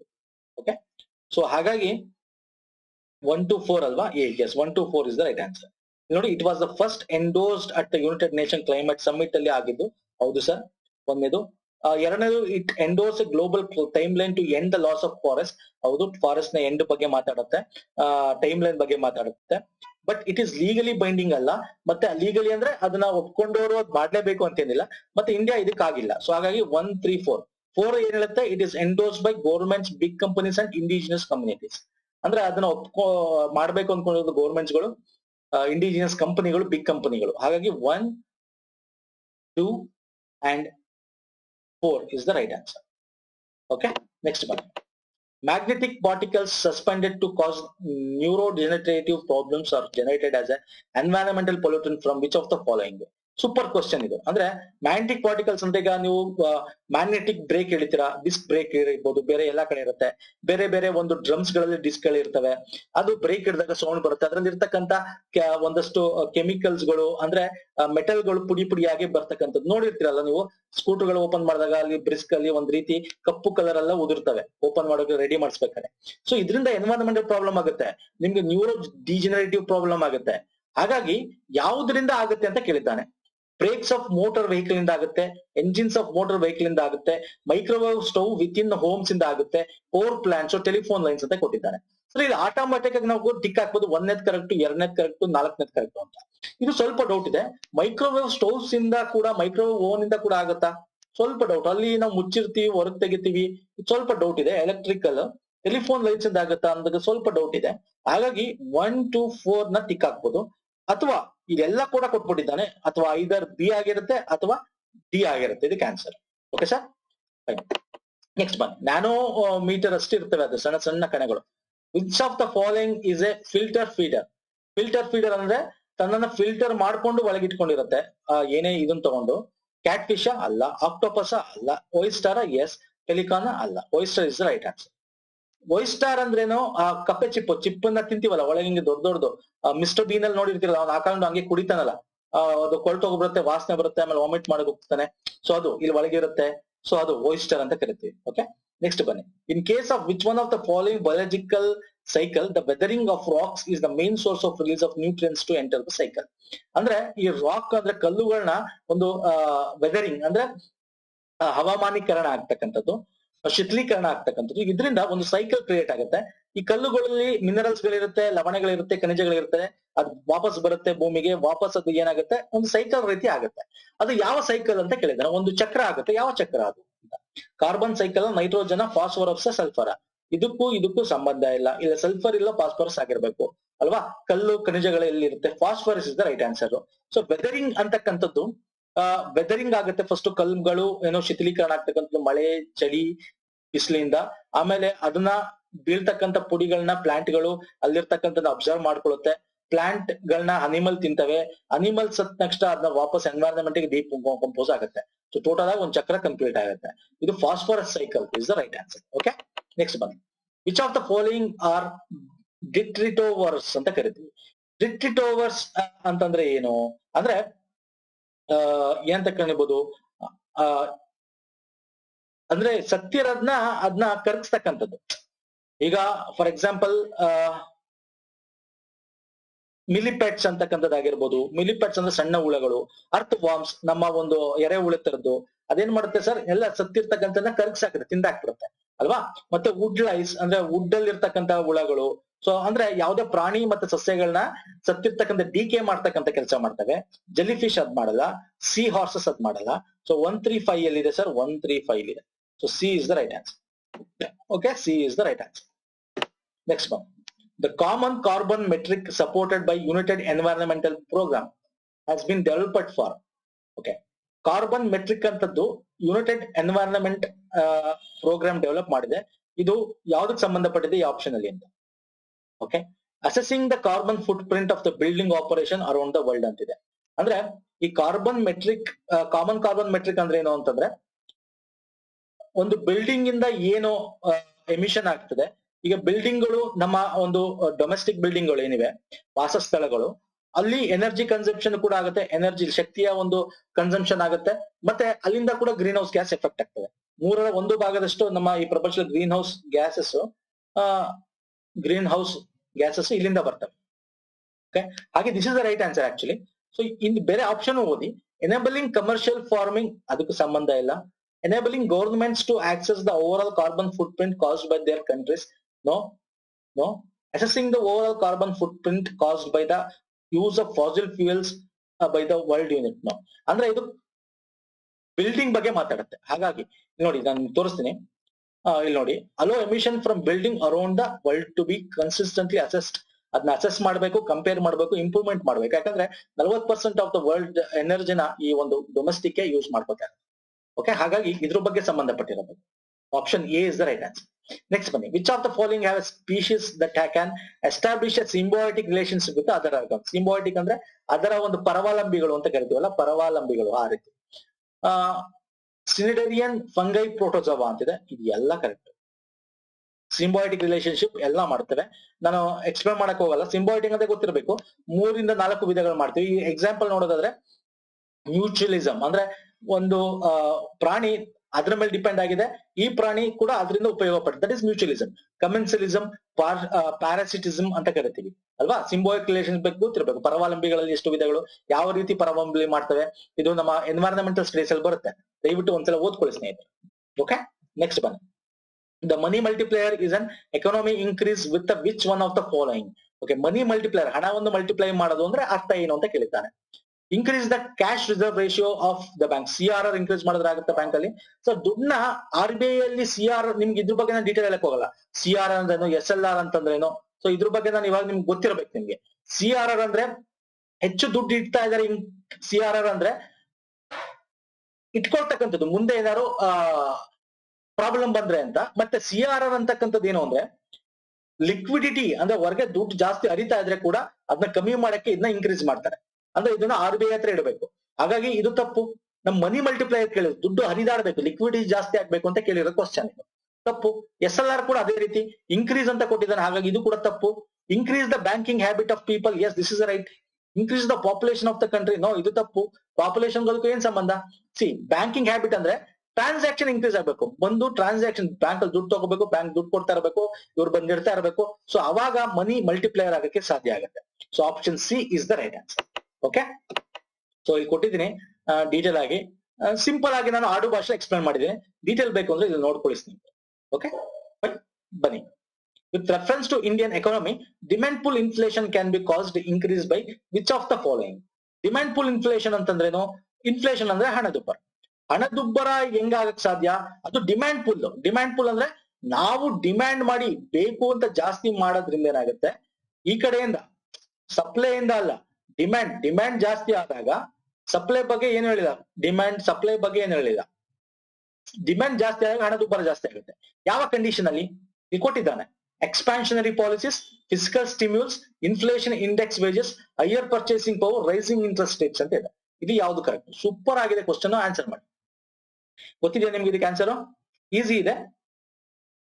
A is the right answer. Okay, 1, 2, 4 is the right answer. ಹೇಳ್ತೀನಿ, ಎಕ್ಸ್ಪ್ಲೇನ್ ಮಾಡ್ತೀನಿ, ಡೋಂಟ್ ವರಿ. ಎಕ್ಸ್ಪಾನ್ಷನರಿ ಪಾಲಿಸೀಸ್ ಅಂದ್ರೆ ಏನು? ಈಗ ಸರ್ಕಾರ ಅಥವಾ ಯಾವ್ದಾರ ಕಂಪನಿ ಯಾವ್ದಾರ ಪಾಲಿಸಿನ ಎಕ್ಸ್ಪ್ಯಾಂಡ್ ಮಾಡುತ್ತೆ, ಒಂದಿರೋದು 2 ಕಂಪನಿ ಓಪನ್ ಮಾಡುತ್ತೆ. ಸರ್ಕಾರ 1ರಿಂದ 2 ಜಾಬ್ ಗಳನ್ನ ತಗೊಂಡ್ ಬರುತ್ತೆ, ಒಂದಷ್ಟು ಫ್ಯಾಕ್ಟರಿಗಳು ತೆಗಿಬಹುದು, ಜಾಸ್ತಿ ಜಾಬ್ ಕ್ರಿಯೇಟ್ ಮಾಡಬಹುದು, ಎಕ್ಸ್ಪಾನ್ಷನ್ ಮಾಡಬಹುದು. ಇದರಿಂದ ಹಣ ಬರುತ್ತೆ, ಉದ್ಯೋಗ ಬರುತ್ತೆ, ಹಣ ಜಾಸ್ತಿ ಆಗುತ್ತೆ. ಹಣ ಜಾಸ್ತಿ ಆದಾಗ ಬೇಡಿಕೆ ಜಾಸ್ತಿ ಆಗುತ್ತೆ. ಬೇಡಿಕೆ ಜಾಸ್ತಿ ಆದಾಗ ಏನಾಗುತ್ತೆ? ಬೇಡಿಕೆ ನೀವು ಬೆಳಿಲಿಲ್ಲ ಅಂದ್ರೆ ಹೆಂಗ್ ಬರಕ್ ಸಾಧ್ಯ? ಓಕೆ, ಬೇಡಿಕೆ ಜಾಸ್ತಿ ಆಗುತ್ತೆ, ಬಟ್ ಸಪ್ಲೈ ಅಂದ್ರೆ ನಿಮ್ ಸಪ್ಲೈ ಮಾಡಕ್ಕೆ ಇಲ್ಲ. ಅದು ನೀವು ಬೇಡಿಕೆ ಕೊಟ್ಬಿಟ್ರೆ ಹಣ ಜಾಸ್ತಿ ಆಗಿದೆ, ಬೇಡಿಕೆ ಆಟೋಮೆಟಿಕ್ ಜಾಸ್ತಿ ಆಗುತ್ತೆ. ನೀವು ದುಡ್ಡಿದ್ರೆ ಚೆನ್ನಾಗಿ ಖರ್ಚು ಮಾಡ್ತೀಯ. ಸೊ ಹಾಗಾಗಿ ಇದು ನಮ್ಗೆ ಡಿಮ್ಯಾಂಡ್ ಪುಲ್ ಇನ್ಫ್ಲೇಷನ್, ಹಣದುಬ್ಬರಕ್ಕೆ ಮಾಡುತ್ತೆ. ಓಕೆ, ಫಿಸಿಕಲ್ ಸ್ಟಿಮ್ಯೂಲ್ ಅಂದ್ರೆ ಹೆಚ್ಚು ಹಣವನ್ನ ನಾವು ಏನೋ ಮಾರ್ಕೆಟ್ಗೆ ಲಿಕ್ವಿಡ್ ಬಿಟ್ಟಾಗ ಇದು ಕೂಡ ಅದೇ ಪರಿಸ್ಥಿತಿ ಆಗುತ್ತೆ. ಹಾಗಾಗಿ ಇದು ಕರೆಕ್ಟ್. 3ನೇ ತಪ್ಪಾಗುತ್ತೆ, ಯಾಕಂದ್ರೆ ಇನ್ಫ್ಲೇಷನ್ ಇಂಡೆಕ್ಸಿಂಗ್ ವೇಜಸ್ ಅಂದ್ರೆ ನಮ್ಮ ವೇಜ್ಗಳು ಇನ್ಕ್ರೀಸ್ ಮಾಡೋದ್ರಿಂದ ಇನ್ಫ್ಲೇಷನ್, ಹಣದುಬ್ಬರ ಜಾಸ್ತಿ ಆಗುತ್ತೆ ಅಂತ ಹೇಳಕ್ಕಾಗಲ್ಲ. ಅಂದ್ರೆ ಇಲ್ಲಿ ಇನ್ಫ್ಲೇಷನ್ ಇಂಡೆಕ್ಸಿಂಗ್ ವೇಜಸ್ ಅಂತಿದೆ. ಇಂಡೆಕ್ಸಿಂಗ್ ವೇಜಸ್ ಅಂತಂದ್ರೆ ಏನಂತ ಹೇಳ್ಬೋದು? ಪರ್ಟಿಕ್ಯುಲರ್ ಆಗಿ ನಾಟ್ ವೇಜ್ಗಳು ಈಗ 100 ರೂಪಾಯಿ ಇರೋದು 1000 ರೂಪಾಯಿ ಆಗ್ಬಿಡಲ್ಲ. ಇಂಡೆಕ್ಸಿಂಗ್ ವೇಜಸ್ ಅಂದ್ರೆ ಕಮ್ಮಿ, 100 ಇರೋದು 120 ರೂಪಾಯಿ ಆಗ್ಬೋದು. ಅವಾಗ ಹೆಚ್ಚು ಸಪ್ಲೈ ಆಗಕ್ಕೆ ಸಾಧ್ಯ ಇಲ್ಲ. ಸೊ ಹಾಗಾಗಿ ತಪ್ಪು. ಹೈಯರ್ ಪರ್ಚೇಸಿಂಗ್ ಪವರ್ ಇದೆಯಲ್ಲ, this is very important. Higher purchasing power ಯಾಕೆ ಬರುತ್ತೆ ನಿಮ್ಗೆ? ಕರೆನ್ಸಿ ಲೋ ಆದಾಗ, ನಿಮ್ಮ ವ್ಯಾಲ್ಯೂ ಆಫ್ ಕರೆನ್ಸಿ ಕಮ್ಮಿ ಆದಾಗ, ಪರ್ಚೇಸಿಂಗ್ ಪವರ್ ಜಾಸ್ತಿ ಆದಾಗ, ಹೊರಗಿನಿಂದ ದುಡ್ಡು ಹರಿವು ಬಂದಾಗ. ಸೊ ಇದು this is also demand pull inflation. Okay, rising interest rates, interest rate ಜಾಸ್ತಿ ಆದ್ರೆ ಏನಾಗುತ್ತೆ? ಯಾರು ದುಡ್ಡು ಖರ್ಚೆ ಮಾಡಲ್ಲ, ದುಡ್ಡು ಸಿಗಲ್ಲ ಅವ್ರಿಗೆ, ಹಾಗಾಗಿ ಹಣದುಬ್ಬರ ಆಗಕ್ಕೆ ಚಾನ್ಸ್ ಇಲ್ಲ. ಹಾಗಾಗಿ ತಪ್ಪು. So 1, 2, 4 is the right answer. ಇನ್ನು ಡೀಟೇಲ್ ಆಗಿ ಇಂಗ್ಲಿಷ್ ಎಕ್ಸ್ಪ್ಲನೇಷನ್ ಬೇಕು ಅಂದ್ರೆ ಇಲ್ಲಿ ನೋಡ್ಕೋಬಹುದು ಸ್ನೇಹಿತರೆ. ಯಾವ ಕಂಡೀಷನ್ ಅಲ್ಲಿ ಈ ಒಂದು ಡಿಮ್ಯಾಂಡ್ ಪುಲ್ ಇನ್ಫ್ಲೇಷನ್, ಬೇಡಿಕೆ ಕಡೆಯಿಂದ ಹಣದುಬ್ಬರ ಜಾಸ್ತಿ ಆಗುತ್ತೆ ಅಂತ. ಒಂದು ಗವರ್ನಿಂಗ್ ಎಕಾನಮಿ ಇದ್ದಾಗ, ಎಕ್ಸ್ಪೋರ್ಟ್ ಡಿಮ್ಯಾಂಡ್ ಇದ್ದಾಗ ಹೆಚ್ಚು ಮಾಡಿದಾಗ, ಗೌರ್ಮೆಂಟ್ ದುಡ್ಡು ಜಾಸ್ತಿ ಸ್ಪೆಂಡ್ ಮಾಡಿದಾಗ, ಇನ್ಫ್ಲೇಷನ್ ಎಕ್ಸ್ಪೆಕ್ಟೇಷನ್ಸ್ ಇದ್ದಾಗ. ಸೊ ಒಂದಷ್ಟು ಉದಾಹರಣೆಗಳಲ್ಲಿ ಡೀಟೇಲ್ ಆಗಿ ಕೊಟ್ಟಿದ್ದೀನಿ, ನೋಡ್ಕೊಳ್ಳಿ ಸರ್. ನೆಕ್ಸ್ಟ್ ಬನ್ನಿ. With reference to India consider the following statement. So ಇದ್ರ ಬಗ್ಗೆ ಆನ್ಸರ್ ಮಾಡ್ಬೇಕು ಅಂದ್ರೆ ಮೋಸ್ಟ್ ಆಫ್ ದ ಪೀಪಲ್ ಇದು ತಪ್ಪು ಅಂದ್ರೆ ಇದನ್ನ ಬಿಟ್ಟೇ ಬಿಟ್ಟಿದ್ದಾರೆ. ಆನ್ಸರ್ ಮಾಡಿರೋರು ಕೂಡ ತಪ್ಪಾಗಿದೆ ಎಷ್ಟೊಂದ್ ಜನದ್ದು. ಅಂದ್ರೆ ಅಪ್ಡೇಟ್ ಮೇಲೆ ಗುಡ್ ಡೇಟ್ ಹಾಕಿದ್ರೆ ಕರೆಕ್ಟ್ ಆಗಿರುತ್ತೆ. ಯಾಕಂದ್ರೆ ಇದು ಇಟ್ಸ್ ಟೂ ಡಿಫಿಕಲ್ಟ್ ಟು ಹೇಳ್ಬೇಕು ಅಂದ್ರೆ, ಯಾಕಂದ್ರೆ ಇದನ್ನ ಅರ್ಥ ಮಾಡ್ಕೋಬೇಕಂದ್ರೆ ತುಂಬಾ ಡಿಫಿಕಲ್ಟ್ ಇದೆ. ಫಸ್ಟ್ ಆಪ್ಷನ್ ನೋಡಿ. ಓಕೆ, ರೈಟ್ ಆನ್ಸರ್ ಅಂತ ಯಾವ್ದು ಅಂತ ಹೇಳ್ತೀನಿ. Retail investors through demat account can invest treasury bills and government of India debt bonds in primary market. ಹೌದು ಸರ್, ಡಿಮ್ಯಾಟ್ ಮುಖಾಂತರ ರಿಟೇಲ್ ಇನ್ವೆಸ್ಟರ್ಸ್ ಗೌರ್ಮೆಂಟ್ ನ ಟ್ರೆಜರಿ ಬಿಲ್ ಆಗಿರ್ಬೋದು ಅವ್ರ ಬಾಂಡ್ಸ್ ಗಳನ್ನ ಖರೀದಿ ಮಾಡಬಹುದು ಪ್ರೈಮರಿ ಮಾರ್ಕೆಟ್ ಇಂದ. ನಮ್ಮ ಏನು ಸೆಬಿ ಹತ್ರ ನಡೆಯುತ್ತೆ ಪ್ರೈಮರಿ ಮಾರ್ಕೆಟ್ ಮಾಡಬಹುದು. ಹೌದು correct. Negotiated dealing system order matching is a government securities trading platform of the reserve bank of India. ಮೂರನೇದು the central depository service limited is jointly promoted by the reserve bank of India and Bombay stock exchange. Super ಆಗಿದೆ question. So ಇಲ್ಲಿ right answer ಯಾವುದು sir? B. Okay, ನೋಡಿ ನನಗೆ ಮರ್ತೋಗ್ತಾ ಇದೆ. B 1 and 2 is the right answer. ಇಲ್ಲಿ ಒಂದು correct, ಇದಾಗ್ಲೇ ಹೇಳಿದೆ, ಎರಡು ಕೂಡ ಕರೆಕ್ಟ್. ನೆಗೋಷಿಯೇಟೆಡ್ ಡೀಲಿಂಗ್ ಸಿಸ್ಟಮ್ ಅಂತಂದ್ರೆ ಏನು ಅಂತ ನಿಮಗೆ ಗೊತ್ತಿರಬೇಕು. ಇಲ್ಲಿ ಕೊಟ್ಟಿದ್ದೀನಿ. ಇದನ್ನ ನಿಮ್ಗೆ ಹೇಳ್ಬೇಕು ಅಂದ್ರೆ ಮಿನಿಮಮ್ ಅರ್ಧ ಗಂಟೆ ಬೇಕಾಗುತ್ತೆ ನನಗೆ. ಸೊ ನೆಗೋಷಿಯೇಟೆಡ್ ಡೀಲಿಂಗ್ ಸಿಸ್ಟಮ್ ಅಂದ್ರೆ ಏನು, ಯಾಕೆ ಅದು ಬಂತು, RBI ಏನಕ್ಕೆ ಆ ಪ್ಲಾಟ್ಫಾರ್ಮ್ ಅಲ್ಲಿ ಸೆಕ್ಯೂರಿಟಿ ಸಿಸ್ಟಮ್ ತಂತು ಅಂತ. ಸೊ ಇದು ತಪ್ಪು, ಇದು ಕರೆಂಟ್ ಅಫೇರ್ ಅಲ್ಲಿ ಇರ್ತಕ್ಕಂಥದ್ದು. ಹಾಗಾಗಿ 1 and 2 is the right answer. ಇದ್ರ ಬಗ್ಗೆ ನಾನು ಹೆಚ್ಚು ನಿಮಗೆ ನಾನು ಕೊಡೋಕ್ಕಾಗಲ್ಲ. ಇಲ್ಲಿ ನಾನು ಡೀಟೇಲ್ ಕೊಟ್ಟಿದ್ದೀನಿ, ಬೇಕಾದ್ರೆ ಓದ್ಕೊಳ್ಳಿ ಸ್ನೇಹಿತರೆ. ಓಕೆ, ನೆಕ್ಸ್ಟ್ ಬನ್ನಿ. With reference to water credit, super question ಇದು. Consider the following statement. Water credit ಅಂದ್ರೆ ಏನು? ನೀರಿಗೆ ಸಾಲ. Okay, it puts micro finance tools to work in the water and sanitation sector. ಅಂದ್ರೆ ನಮ್ಮ ಮೈಕ್ರೋ ಫೈನಾನ್ಸ್ ಸಣ್ಣ ಸಾಲಗಳನ್ನ ಸ್ಯಾನಿಟೇಷನ್ ಮತ್ತು ವಾಟರ್ ಗೋಸ್ಕರ ಇದು ಕೊಡ್ತಾ ಇದೆ ಸಾಲ ಅಂತ ಹೇಳ್ತಾ ಇದೆ. Okay, it is global initiative launched under the aegis of the World Health Organisation and the World Bank ಅಂತ ಹೇಳ್ತಾ ಇದೆ. ವರ್ಲ್ಡ್ ಹೆಲ್ತ್ ಆರ್ಗನೈಸೇಷನ್ ಇಂದ ಆಗಿದ್ದ? ಇಲ್ಲ, ತಪ್ಪು. It aims to enable the poor people to meet their water needs without depending on the subsidies. ಹೌದು, subsidies ಮೇಲೆ depend ಆಗದೆ ಈ ಸಾಲಗಳನ್ನ ತಗೊಂಡು ಅವರು ಬಡವರು ಮಾಡ್ಕೋಬಹುದು ಅಂತ. This is right answer. So option 1 and 3 is the right answer. ಹಾಗಾದ್ರೆ ಇದನ್ನ ಲಾಂಚ್ ಮಾಡಿದ್ಯಾರು ಸರ್? ಇದ್ಯಾಕೆ ತಪ್ಪು? water.org ಅಂತಕ್ಕಂಥ ಒಂದು ಸಂಸ್ಥೆಯಿಂದ ಲಾಂಚ್ ಆಗಿರ್ತಕ್ಕಂಥ. ಹಾಗೆ ಎರಡನೇ ಆಪ್ಷನ್ ತಪ್ಪಾಗುತ್ತೆ. Okay, fine. ನೆಕ್ಸ್ಟ್ ಬನ್ನಿ. In India, the central banks function as the lender of the last resort usually refers to which of the following? ಅಂದ್ರೆ ನಮ್ಮ ಸೆಂಟ್ರಲ್ ಬ್ಯಾಂಕ್ ನ ಪ್ರಕಾರ ಲೆಂಡರ್ ಆಫ್ ಲಾಸ್ಟ್ ರೆಸಾರ್ಟ್ ಅಂದ್ರೆ ಲಾಸ್ಟ್ ಅಲ್ಲಿ ನಮಗೆ ವಿಧಿ ಇಲ್ಲ ಅಂದ್ರೆ ಅವ್ರ ಹತ್ರನೇ ಹೋಗ್ಬೇಕು ಅಂತಕ್ಕಂಥ ಅರ್ಥ ಏನು ಅಂದ್ರೆ ಫೈನಲಿ ಅವರೇ ಕೊಡೋದು ಅನ್ನೋ ಅರ್ಥ. ಓಕೆ, ಅಂದ್ರೆ ಏನು ಅಂತ ಕೇಳಿದ್ದಾರೆ. Lending to the trade and industry bodies when they fail to borrow from other sources. ಅಂದ್ರೆ ವ್ಯಾಪಾರ ಮಾಡೋರು, ಇಂಡಸ್ಟ್ರಿ ಅವರು, ಅವ್ರಿಗೆ ದುಡ್ಡಿಲ್ಲ ಅಂದಾಗ ಲಾಸ್ಟ್ ಆಗಿ ಹೋಗಿ RBI ಕೇಳಬೇಕು, ಸೆಂಟ್ರಲ್ ಬ್ಯಾಂಕ್ ಕೇಳಬೇಕು ಅಂತ ಹೇಳ್ತಾ ಇದೆ. ತಪ್ಪು. Providing liquidity to the bank having a temporary crisis. Yes, this is right answer. Lending to the governments to finance budgetary deficient. No, ತಪ್ಪು. ಲೆಂಡಿಂಗ್ ಟು ಲಾಸ್ಟ್ ರೆಸಾರ್ಟ್ ಅಂತಂದ್ರೆ ಏನು ಅಂದ್ರೆ ಈಗ ಬ್ಯಾಂಕ್ಗಳು ಫೇಲ್ ಆಗುತ್ತೆ. ಬ್ಯಾಂಕ್ ಫೇಲ್ ಅಂದ್ರೆ ಈಗ ನೀರವ್ ಮೋದಿ ತಗೊಳ್ಳಿ ಅಥವಾ ಬೇರೆ ಬೇರೆ ಓಡೋಗಿದಾರಲ್ಲ, ಸೊ ಅವರು ದುಡ್ಡು ಕೊಡ್ಲಿಲ್ಲ, ಬಡ್ಡಿ ಕಟ್ಟಲಿಲ್ಲ, ಬ್ಯಾಂಕ್ ಅಲ್ಲಿ ದುಡ್ಡಿಲ್ಲ, bank has fail, NPA rise ಆಯ್ತು, ನಾನ್ ಪರ್ಫಾರ್ಮಿಂಗ್ ಅಸೆಟ್ ರೈಸ್ ಆಯ್ತು. ಈಗ ಬ್ಯಾಂಕ್ ಅಲ್ಲಿ ದುಡ್ಡಿಲ್ಲ, ಟ್ರಾನ್ಸಾಕ್ಷನ್ ಮಾಡಬೇಕು. ಸೊ ಫೈನಲಿ ಬ್ಯಾಂಕ್ ಏನಾಗುತ್ತೆ? ಸೆಂಟ್ರಲ್ ಬ್ಯಾಂಕ್ ಆಗುತ್ತೆ. It is the last option. ಅವರು ಬ್ಯಾಂಕ್ ಈಗ ಬ್ಯಾಂಕ್ ಕೂಡ ಬೇರೆ ಬೇರೆ ಕಡೆ ಇನ್ವೆಸ್ಟ್ ಮಾಡಿರುತ್ತೆ, ಆ ದುಡ್ಡು ತೆಗಿಯಕ್ಕಾಗಲ್ಲ, ಏನೋ ಮಾಡಕ್ಕಾಗಲ್ಲ ಅಂದ್ರೆ ಲಾಸ್ಟ್ ಆಪ್ಷನ್ ಸೆಂಟ್ರಲ್ ಬ್ಯಾಂಕ್, ಅಲ್ಲಿಂದ ಅವರು ದುಡ್ಡನ್ನ ಸಾಲ ಆಗಿ ತಗೋಬಹುದು. So lender of last resort ಅಂತ ಕರಿತೀವಿ. ಹಾಗಾಗಿ option 2 is the right answer. Next ಬನ್ನಿ. R2 code of practices constitutes a tool available for promoting the adoption of. What is R2 code of practice ಅಂದ್ರೆ ಏನು? ಫಸ್ಟ್ ಅದು ತಿಳ್ಕೋಬೇಕು. R2 ಅಂದ್ರೆ ಅಥವಾ R² ಅಂತ ಕರಿತೀವಿ. R² ಅಥವಾ R2 ಅಂದ್ರೆ ಡಬಲ್ R ಅಂತ ಅರ್ಥ. ಅಂದ್ರೆ ರೆಸ್ಪಾನ್ಸಿಬಲ್ ರೀಸೈಕ್ಲಿಂಗ್. ಯಾವ್ದ್ರ ಬಗ್ಗೆ ರೆಸ್ಪಾನ್ಸಿಬಲ್ ರೀಸೈಕ್ಲಿಂಗ್? ಎಲೆಕ್ಟ್ರಾನಿಕಲ್ ಗೂಡ್ಸ್ ನ ರೀಸೈಕಲ್ ಮಾಡ್ತಕ್ಕಂಥದ್ದು. ಸೊ ಅದ್ರ ಬಗ್ಗೆ ಸಂಬಂಧಪಟ್ಟಿರ್ತಕ್ಕಂಥದ್ದು ಕರೆಂಟ್ ಅಫೇರ್ ಇದ್ದು. ಈಗ ಆಪ್ಷನ್ ನೋಡಿ, environment responsibility practice in electronic reselling industry. Yes, this is the right answer. First one the right answer. ಈ ಬೇರೆದ್ ನೋಡ್ಕೊಂಬಿಡಿ. Ecology management of wetland of international importance under Ramsar convention. ರಾಮ್ಸಾರ್ಗೂ ಇದಕ್ಕೂ ಸಂಬಂಧ ಇಲ್ಲ. Sustainable practice in the cultivation of agriculture crops. ಸುಸ್ಥಿರ ಅಭಿವೃದ್ಧಿಗೆ ನಾವು ವ್ಯವಸಾಯನ ಮಾಡ್ಬೇಕು ಅಂತ ಹೇಳ್ತಾ ತಪ್ಪು. Environment impact assessments in the exploitations of natural resource ತಪ್ಪು. ಸೊ ಇಲ್ಲೇ ಕೊಟ್ಟಿದ್ದು ನೋಡಿ, ಇದು specially created for electronic recycling ಇಂಡಸ್ಟ್ರಿಗೋಸ್ಕರ. ಸೊ ಹಾಗಾಗಿ option A is the right answer. ನೋಡಿದ್ರ ಹೆಂಗಿದೆ ಕರೆಂಟ್ ಅಫೇರ್. ನೆಕ್ಸ್ಟ್ ಬನ್ನಿ. Why is there a concern about copper smelting plants? Copper smelting ಅಂದ್ರೆ ಕಾಪರ್ ನ ಒಂದು ಕುದಿಸುವಿಕೆ, ಅಂದ್ರೆ ಕಾಪರ್ ನ ಒಂದು ಫರ್ನೆನ್ಸ್ ಅಂತ ಕರಿತೀವಲ್ಲ, ಫರ್ನೆನ್ಸ್. ಅಲ್ಲೂ ಏನಕ್ಕೆ ಅದಕ್ಕೆ ಕನ್ಸರ್ನ್ ಅಂದ್ರೆ ಅಲ್ಲಿ ಏನೋ ಸಮಥಿಂಗ್ ಏನೋ ಕನ್ಸರ್ನ್ ಅಂದ್ರೆ ಅದರಿಂದ ವಾಯುಮಾಲಿನ್ಯ ಜಾಸ್ತಿ ಆಗಿದೆ, ಅದಕ್ಕೆ ಹೆಚ್ಚು ಒತ್ತು ಕೊಡಬೇಕು ಅನ್ನೋ ರೀತಿ. ಇಲ್ಲಿ 3 ಆಪ್ಷನ್ ಕೊಟ್ಟಿದ್ದಾನೆ. They have release lethal quantity of carbon monoxide into environment ಅಂತಿದೆ. The copper slack can cause the leaching of some heavy metal into the environment ಇದೆ. ಅಂದ್ರೆ ಈ ಕಾಪರ್ದು ಏನಾಗುತ್ತೆ, ಸ್ಮೆಲ್ಟಿಂಗ್ ಪ್ಲಾಂಟ್ ಅಂದ್ರೆ ಉರುವಲು ಅಂದ್ರೆ ಏನು ನಾವು ಮೆಟಲ್ ಗಳನ್ನ ತಯಾರಿ ಮಾಡ್ತಕ್ಕಂಥ ಜಾಗಗಳಲ್ಲಿ ಏನಾಗುತ್ತೆ, ಹೆವಿ ಮೆಟಲ್ಸ್ ಗಳು ಎನ್ವೈರನ್ಮೆಂಟ್ ಗೆ ಬರ್ತಾ ಇದೆ ಆಸ್ ಎ ಪೊಲ್ಯೂಟೆಂಟ್ ಆಗಿ. Okay, they may release sulphur dioxide as a pollutant. ಇಲ್ಲಿ ಯಾವ್ದು correct answer? B. Okay, B is the right answer. 2 and 3 right answer. ಒಂದೇದು ತಪ್ಪು. ಇದು ರೀಸನ್ ಇಲ್ಲಿ ಕೊಟ್ಟಿದ್ದೀನಿ sir. Again it is purely current affair based news ಅಲ್ಲಿ ಇತ್ತು ಇದು, ಹಾಗಾಗಿ ಅದನ್ನ ಎತ್ತಿ ಇಲ್ಲಿ ಕೊಟ್ಟಿದ್ದಾನೆ. ಸೊ ಆರ್ಟಿಕಲ್ಸ್ ಗಳನ್ನ ನ್ಯೂಸ್ ಅಲ್ಲಿ ಓದ್ಬೇಕಾಗತ್ತೆ. ಹಿಂದೂ ಪೇಪರ್ ಹೆಂಗ್ ಓದ್ಬೇಕು ಅಂತಕ್ಕಂಥ ಒಂದು ವಿಡಿಯೋನ ಮಾಡಿದ್ ನಮ್ಮ ಚಾನಲ್ ಇದೆ, ಓಕೆ, ಕನ್ನಡದಲ್ಲಿ. ಸೊ ಅಲ್ಲಿಂದ ಇದನ್ನ ಎತ್ತಿದ್ದಾನೆ. Fine. With reference to furnace oil consider the following statement. Furnace oil ಅಂತಂದ್ರೆ ಏನು? ಈಗ ಬಾಯ್ಲರ್, ದೊಡ್ಡ ದೊಡ್ಡ ಬಾಯ್ಲರ್ ಗಳು ಇರ್ತವೆ, ಅಲ್ಲಿ ನಾವು ಲೂಬ್ರಿಕೆಂಟ್ ಆಯಿಲ್ ಆಗಿ ಯೂಸ್ ಮಾಡ್ತೀವಿ. ಒಂದೊಂದ್ಸಲ ಈ ಫರ್ನೆನ್ಸ್ ಆಯಿಲ್ಸ್ ಗಳನ್ನ ಅವರು ಆಸ್ ಎ ಫ್ಯೂಯಲ್ ಆಗಿ ಯೂಸ್ ಮಾಡ್ಬಿಡ್ತಾರೆ. ಬಟ್ ಇದು ತುಂಬಾ ಹೊಗೆ ಸೂಸುತ್ತೆ. ಓಕೆ, ಇದ್ರ ಬಗ್ಗೆ ಒಂದಷ್ಟು ಪಾಯಿಂಟ್ ಇದೆ, ನೋಡೋಣ ಬನ್ನಿ. It is a product of oil refinery. ಹೌದು, ಇದು ಆಯಿಲ್ ನ ರಿಫೈನ್ ಮಾಡಿದಾಗ ಬರ್ತಕ್ಕಂತ ಒಂದು ರೀತಿ ಕಡಿಮೆ ಬೆಲೆಯ ಆಯಿಲ್ ಅಂತ ಹೇಳ್ಬೋದು. Some industries use it generate power. ಹೌದು, ಒಂದ್ಸಲ ಇಂಥದ್ನು ಯೂಸ್ ಮಾಡ್ಬಿಡ್ತಾರೆ, ಹೊಗೆ ಜಾಸ್ತಿ ಬರುತ್ತೆ, ವಾಯುಮಾಲಿನ್ಯ ಜಾಸ್ತಿ ಆಗುತ್ತೆ. It uses cause sulphur emissions in to the environment. So ಹಾಗಾಗಿ option D is the right answer. ಇಲ್ಲಿ ಡೀಟೇಲ್ ಕೊಟ್ಟಿದ್ದೀನಿ ನೋಡಿ, ಓದ್ಕೊಳ್ಳಿ. ಹೌದು, ಸಲ್ಫರ್ ಎಮಿಷನ್ ಆಗುತ್ತೆ, ಇಲ್ಲಿದೆ ನೋಡಿ D answer. 1, 2, 3 is the right answer. Next ಬನ್ನಿ. What is a blue carbon? ಇದು easy question, deadly easy question. Blue ಅಂದ್ರೆ ನೀರು, ಅಂದ್ರೆ ಕಾರ್ಬನ್ ಕ್ಯಾಪ್ಚರ್ಡ್ ಬೈ ಓಷನ್ಸ್. ಅಂದ್ರೆ ನಮ್ಮ ಸಮುದ್ರದ ಕಾರ್ಬನ್ ನ ಅದು ಸಿಕ್ವಟೈಸೇಷನ್ ಅಂತ ಕರಿತೀವಿ, ಕಾರ್ಬನ್ ಕೊಳ್ಳ ಅಂತ. ಸೊ ಈ ಬ್ಲೂ ಕಾರ್ಬನ್ ಅಂತ, ನೀಲಿ ಕಾರ್ಬನ್ ಅಂದ್ರೆ ಸಮುದ್ರ ಹೀರ್ಕೊಳ್ತಕ್ಕಂಥ ಕಾರ್ಬನ್ ನ ನಾವು ನೀಲಿ ಕಾರ್ಬನ್ ಅಂತ ಕರಿತೀವಿ. So A is right answer. ಬೇರೆ ಆಪ್ಷನ್ ನೋಡಿ. Carbon sequestered in the forest, no. Carbon content in the petroleum, no. Carbon present in the atmosphere, no. So A is the right answer. Okay, next ಬನ್ನಿ. In the nature, which of the following is are most likely to be found surviving on the surface without soil? ಅಂದ್ರೆ ನಮ್ಮ ಒಂದು ಪರಿಸರದಲ್ಲಿ soil, ಮಣ್ಣು ಇಲ್ದನೆ ಬರ್ತಕ್ಕಂಥದ್ದು ಯಾವುದು ಅಂತ ಕೇಳಿದ್ದಾನೆ. Fern, lichen, moss, mushroom. Mushroom ಮನೇಲಿ ಬೆಳಿತಾರೆ, ಆದ್ರೆ ಅದಕ್ಕೆ ಒಂದಷ್ಟು ಬೇರೆ ಮಣ್ಣಿನ ಒಂದು ಸತ್ವ ಬೇಕಾಗುತ್ತೆ. ಇಲ್ಲಿ right answer lichen and mosses. 2 and 3 is the right answer. ಕಲ್ಲು ಹೂ ಹಾವಾಸೆ ಅಂತ ಕರಿತೀವಲ್ಲ, ಕಲ್ಲು ಹೂ ಹಾವಾಸೆ, ಇದು ಎಲ್ಲಿ ಒದ್ದೆ ಇರುತ್ತೆ, ಕಲ್ಲು ಮೇಲೆ, ಮರಗಳ ಮೇಲೆ ಬೆಳಿತಕ್ಕಂಥದ್ದು. ಸಾಯಿಲ್ ಬೇಕಾಗಿಲ್ಲ ಮಣ್ಣು ಅಂತ. So 2 and 3 is the right answer. Next ಬನ್ನಿ. Consider the following statement.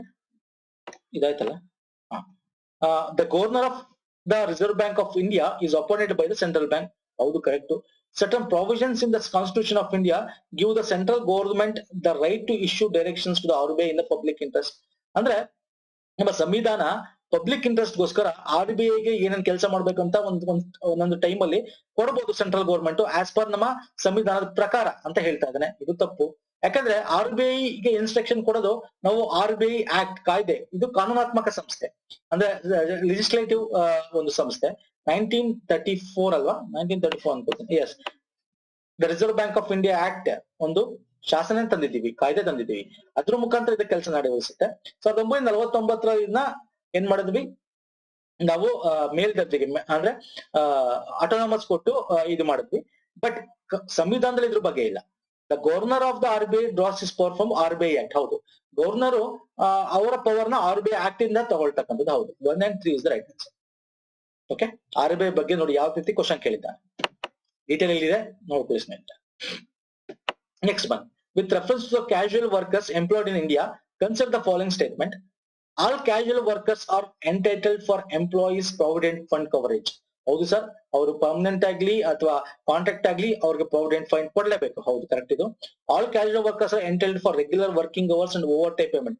ಹೌದು, ಎಲ್ಲ ಕ್ಯಾಶುಯಲ್ ವರ್ಕರ್ಸ್ಗೂ ಕೂಡ ಅದು ಕಾಂಟ್ರಾಕ್ಟ್ ಬೇಸಿಸ್ ಆಗ್ಲಿ ಓವರ್ ಟೈಮ್ಗೆ ಕೊಡ್ಲೇಬೇಕು ಅಂತ ಹೇಳುತ್ತೆ. ಓವರ್ ಟೈಮ್ ಮಾಡಿದ್ರೆ ಅದಕ್ಕೆ ಎಕ್ಸ್ಟ್ರಾ ಕೊಡಬೇಕು. Government can by notification specifies that the establishment or industry shall pay wages only through its bank account. Yes, this is also right. So options 1, 2, 3 is the right answer. Okay, ಯಾವ act ಹೇಳುತ್ತೆ? 1952 employee provident fund act ಹೇಳುತ್ತೆ. ಮತ್ತೆ ನಮ್ಮ ಈ act ನ ಅಡಿಯಲ್ಲಿ ಪ್ರತಿಯೊಬ್ರು, ಅಂದ್ರೆ ನಾವು ಆರ್ಗನೈಸ್ ಸೆಕ್ಟರ್ ಅಂತ ಕರಿತೀವಲ್ಲ, ಆರ್ಗನೈಸ್ ಸೆಕ್ಟರ್ ಅಂತ.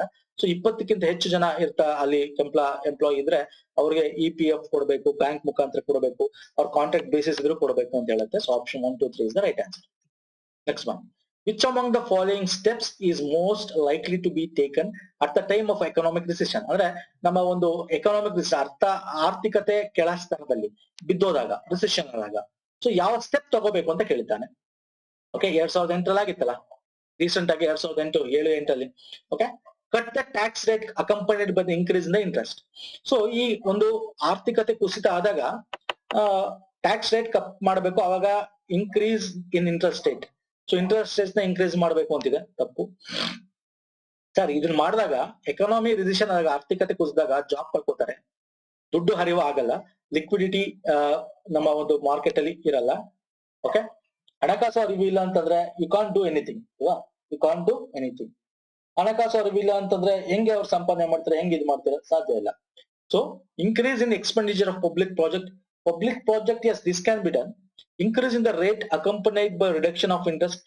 ಅಂದ್ರೆ ಹೇಗೆ ರೇಟ್ ಇಂಟ್ರೆಸ್ಟ್ ನ ರಿಡಕ್ಷನ್ ಮಾಡಿದ್ರೆ ಓಕೆ, ಇರೋ ದುಡ್ಡನ್ನ ತಗೊಂಡವ್ರು ಇಡಲ್ಲ, ದುಡ್ಡನ್ನ ತಗೊಳಕ್ ಹೋಗ್ಬೋದು, ಬಟ್ ರಿಸಿಷನ್ ಟೈಮ್ ಅಲ್ಲಿ ದುಡ್ಡನ್ನ ಹರಿವಾಗ್ಬೇಕು.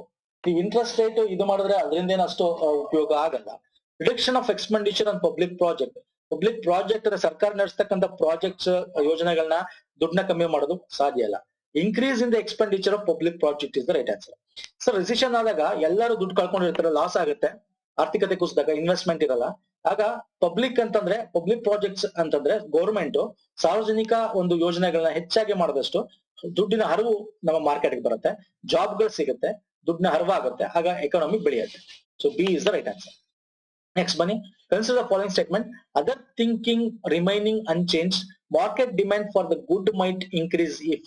ನೋಡಿ, ಎಲ್ಲ ಬೇರೆ ಥಿಂಗ್ಸ್ ನ ಏನೋ ಕಾನ್ಸ್ಟೆಂಟ್ ಆಗಿ ಇಟ್ಕೊಳ್ಳಿ. Market demand for a good might increase ಅಂದ್ರೆ ಮಾರ್ಕೆಟ್ ಅಲ್ಲಿ ಡಿಮ್ಯಾಂಡ್ ಯಾವಾಗ ಇನ್ಕ್ರೀಸ್ ಆಗುತ್ತೆ ಅಂತ, ಬೇರೆ ಎಲ್ಲಾನು ಕಾನ್ಸ್ಟೆಂಟ್ ಇಟ್ಕೋಬೇಕು. ಡಿಮ್ಯಾಂಡ್ ಆಫ್ ದ ಗುಡ್ ಅಂದ್ರೆ ಡಿಮ್ಯಾಂಡ್ ಆಫ್ ದ ಗುಡ್ ಅಂತಂದ್ರೆ ಆ ಒಂದು ಪದಾರ್ಥ, ಆ ಒಂದು ಸರಕುನ ಬೆಲೆ ಯಾವಾಗ ಜಾಸ್ತಿ ಆಗಕ್ಕೆ ಸಾಧ್ಯ ಅಂತ. ಯಾವಾಗ ಆಗುತ್ತೆ ಗೊತ್ತಾ? Price of its substitute increases, okay, its price falls.